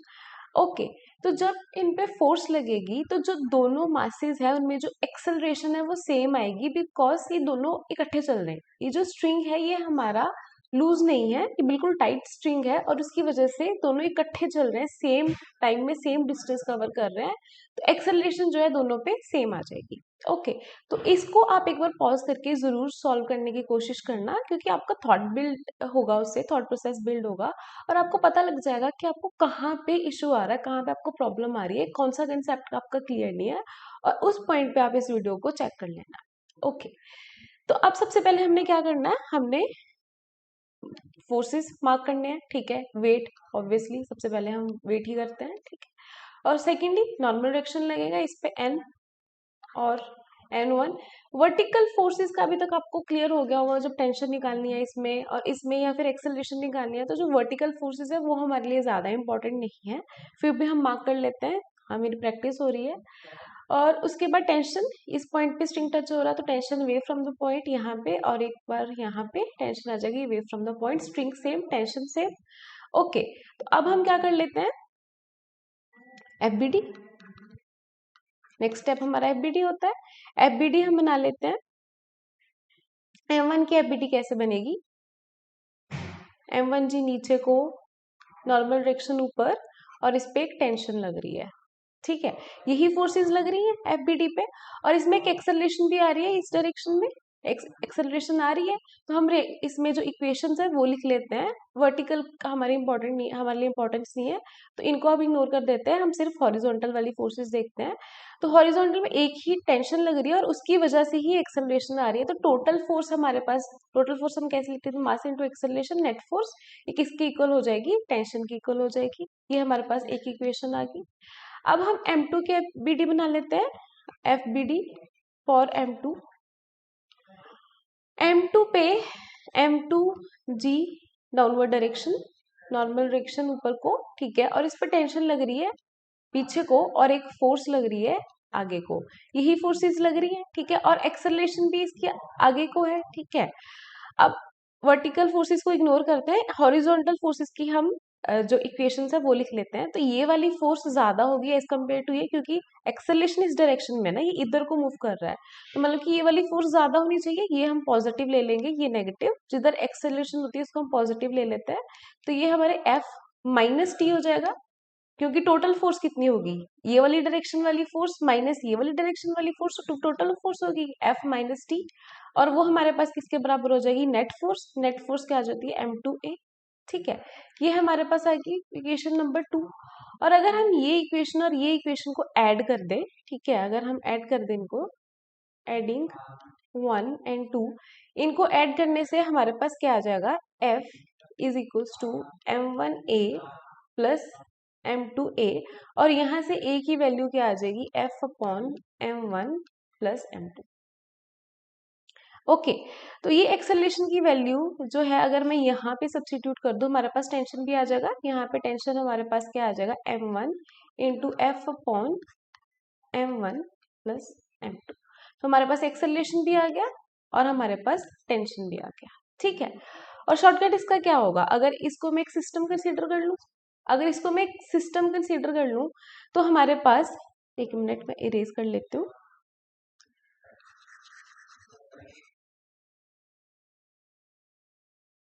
अगर मैं इसको सिस्टम कंसीडर कर लूं तो टोटल मास मेरे पास क्या आ जाएगा, टोटल मास आ जाएगा m1 प्लस m2, ठीक है, और इस पे फोर्स कितनी लग रही है, F लग रही है एक्सटर्नल फोर्स हमारे पास, ठीक है। एक्सटर्नल फोर्स लेंगे हम, टेंशन तब नहीं लेंगे क्योंकि ये इंटरनल फोर्स हो जाएगी, ये अंदर ही लग रही है ना, अगर इसको मैं पूरे को एक सिस्टम मान लूं तो ये सिस्टम की इंटरनल फोर्स है और एक्सटर्नल फोर्स यही लग रही है, ठीक है, टोटल फोर्स ये हो जाएगी। तो एक्सेलरेशन, तो हमारे पास एक्सेलरेशन कैसे निकालेंगे, F is equals to m में होता है हमारे पास, ठीक है, तो ये आ जाएगा F is equals to m1 m2 a, और यहाँ से a क्या आ जाएगा, F upon m1 plus m2, तो यही वाला फॉर्मूला आ गया हमारे पास, एक्सेलरेशन का सेम आ गया यहाँ पे, ठीक है। ये तब जब हमने इसको एक सिस्टम माना है, सिस्टम क्यों मान लिया, क्योंकि सेम एक्सेलरेशन के साथ मूव कर रहा है, लेकिन फिर भी एफबीडी तो बनानी पड़ेगी अगर आपको निकालनी है टेंशन, ठीक है। अब नेक्स्ट हम पुली का क्वेश्चन करते हैं, वो लास्ट क्वेश्चन होगा हमारा सेकेंड लॉ ऑफ मोशन का, ठीक है। So the last and the next question of, so the next and last question of Newton's second law of motion is find tension in string and acceleration in blocks। तो हमारे पास दो blocks दिए गए हैं with mass m1 and m2, और m2 जो है वो ग्रेटर देन m1 है, विच मीन्स m2 जो वो हैवियर है m1 के कंपैरेटिवली, मतलब ये नीचे को मूव करेगा विद एक्सेलरेशन a और m1 ऊपर को मूव करेगा with acceleration a, same acceleration होगी क्योंकि m2 जिस स्पीड से नीचे जा रहा है, जिस एक्सेलरेशन से नीचे जा रहा है, उसी एक्सेलरेशन और स्पीड से m1 भी ऊपर को जाएगा। और जो स्ट्रिंग है हमारे पास ये दिया गया है, इसके साथ अटैच्ड है, और स्ट्रिंग जो है उसमें टेंशन जो है सब जगह सेम रहेगी, क्योंकि स्ट्रिंग सेम, टेंशन सेम, और ये जो पुली है ये मासलेस और फ्रिक्शनलेस है, तो ये वाला तो लगी जाएगा लॉजिक कि स्ट्रिंग सेम और टेंशन सेम, ठीक है। तो सबसे पहले हम क्या करेंगे, डायग्राम जो वेट्स है वो ड्रॉ कर लेते हैं डायग्राम में, m1g इसका हो गया, m2g इसका वेट हो गया, ठीक है। अब टेंशन लगेगी इस पॉइंट से अवे फ्रॉम द पॉइंट, और इस पॉइंट से भी अवे, ऐसे इस पॉइंट से अवे फ्रॉम द पॉइंट, और यहाँ से भी अवे, तो टेंशन हमारे पास हमने ड्रॉ कर ली, स्ट्रिंग सेम, टेंशन सेम, सब फोर्सेस हमने मार्क कर ली है, ठीक है। अब नेक्स्ट पॉइंट क्या होता है, यस करेक्ट, एफबीडी बनाना, फटाफट से एफबीडी ड्रॉ कर लो आप, ठीक है, प्रैक्टिस हो रही है आपकी ये। और उसके बाद सबसे पहले हम m1 का एफबीडी ड्रॉ करेंगे, तो m1g नीचे को, टेंशन लगेगी ऊपर को, और एक्सेलरेशन भी ऊपर को है, और जिस डायरेक्शन में एक्सेलरेशन होती है वो वाली फोर्स पॉजिटिव, तो ये वाली टेंशन जो है वो पॉजिटिव होगी, ये वाली जो फोर्स है वो नेगेटिव होगी, तो हमारे पास t minus m1g net force किसके बराबर होता है, मास इनटू एक्सेलरेशन, ये हमारे पास आ गई इक्वेशन नंबर 1। अब हम एफबीडी अगर बनाएंगे m2 का, उसका m2 का एफबीडी बना लेते हैं, तो वेट नीचे को m2g, टेंशन जो है वो ऊपर को है, अब एक्सेलरेशन किस डायरेक्शन में, नीचे को, तो ये पॉजिटिव और ये नेगेटिव, ठीक है। तो इक्वेशन हो जाएगी m2g minus t is equal to net force, net force कितनी है, मास इनटू एक्सेलरेशन, ये आ गई इक्वेशन नंबर 2। अब इन दोनों इक्वेशंस को हम ऐड कर लेते हैं। जब इनको ऐड करेंगे इस टेंशन से टेंशन कैंसिल हो जाएगी, m2g माइनस m1g, ये आ जाएगा m1a प्लस m2a आ गया, g कॉमन आ जाएगा तो आ जाएगा m2 माइनस m1, यहाँ से एक्सेलरेशन कॉमन आ जाएगी m1 प्लस m2, तो एक्सेलरेशन हम यहाँ से निकाल सकते हैं, वो आ जाएगा g m2 minus m1 upon m1 plus m2। Acceleration आ गई है हमारे पास। अब आपका काम क्या है, टेंशन निकालना है। यहाँ पे आपके पास इक्वेशंस दी हुई हैं, इसमें से आप एक्सेलरेशन पुट कर दो, आपके पास टेंशन जो है वो आ जाएगी। ठीक है, इसको जरूर सॉल्व करना, टेंशन निकालनी है, टेंशन लेनी नहीं है, टेंशन निकालनी है। ओके, तो चलिए अब हम रिकैप कर लेते हैं कि इस लेक्चर में हमने क्या क्या करा। हमने फोर्स के बारे में जाना, उसकी क्लासिफिकेशन के बारे में हमने स्टडी करा, और क्लासिफिकेशन के बाद हमने कुछ जो इम्पोर्टेंट फोर्सेस यहाँ पे यूज होने वाली थी, जैसे कि टेंशन, नॉर्मल रिएक्शन, वेट, इनके बारे में स्टडी करा और इनको डायग्राम पे ड्रॉ करना सीखा, जो कि एक इम्पॉर्टेंट पॉइंट था। उसके बाद हमने एफबीडी डायग्राम बनानी सीखी, जो कि ये भी इम्पॉर्टेंट थी। इससे हमने न्यूमेरिकल्स को सॉल्व करा और हमने न्यूटन्स का first law and second law study करा, और उनके बहुत सारे क्वेश्चंस करे, अलग अलग टाइप्स के हमने क्वेश्चंस करे। अब आपका क्या काम है, बिल्कुल सही केस करा आपने, अब आपका काम है और भी बहुत सारे क्वेश्चंस को प्रैक्टिस करना। Practice practice practice, because practice makes a man और अ वुमेन परफेक्ट। आपको DPPs, logged videos, previous year questions, documents for NEET and JEE मिल सकते हैं एडुरेव के इन्फिनिटी प्लान में in less than 100 rupees per month. Thank you and see you in the next video.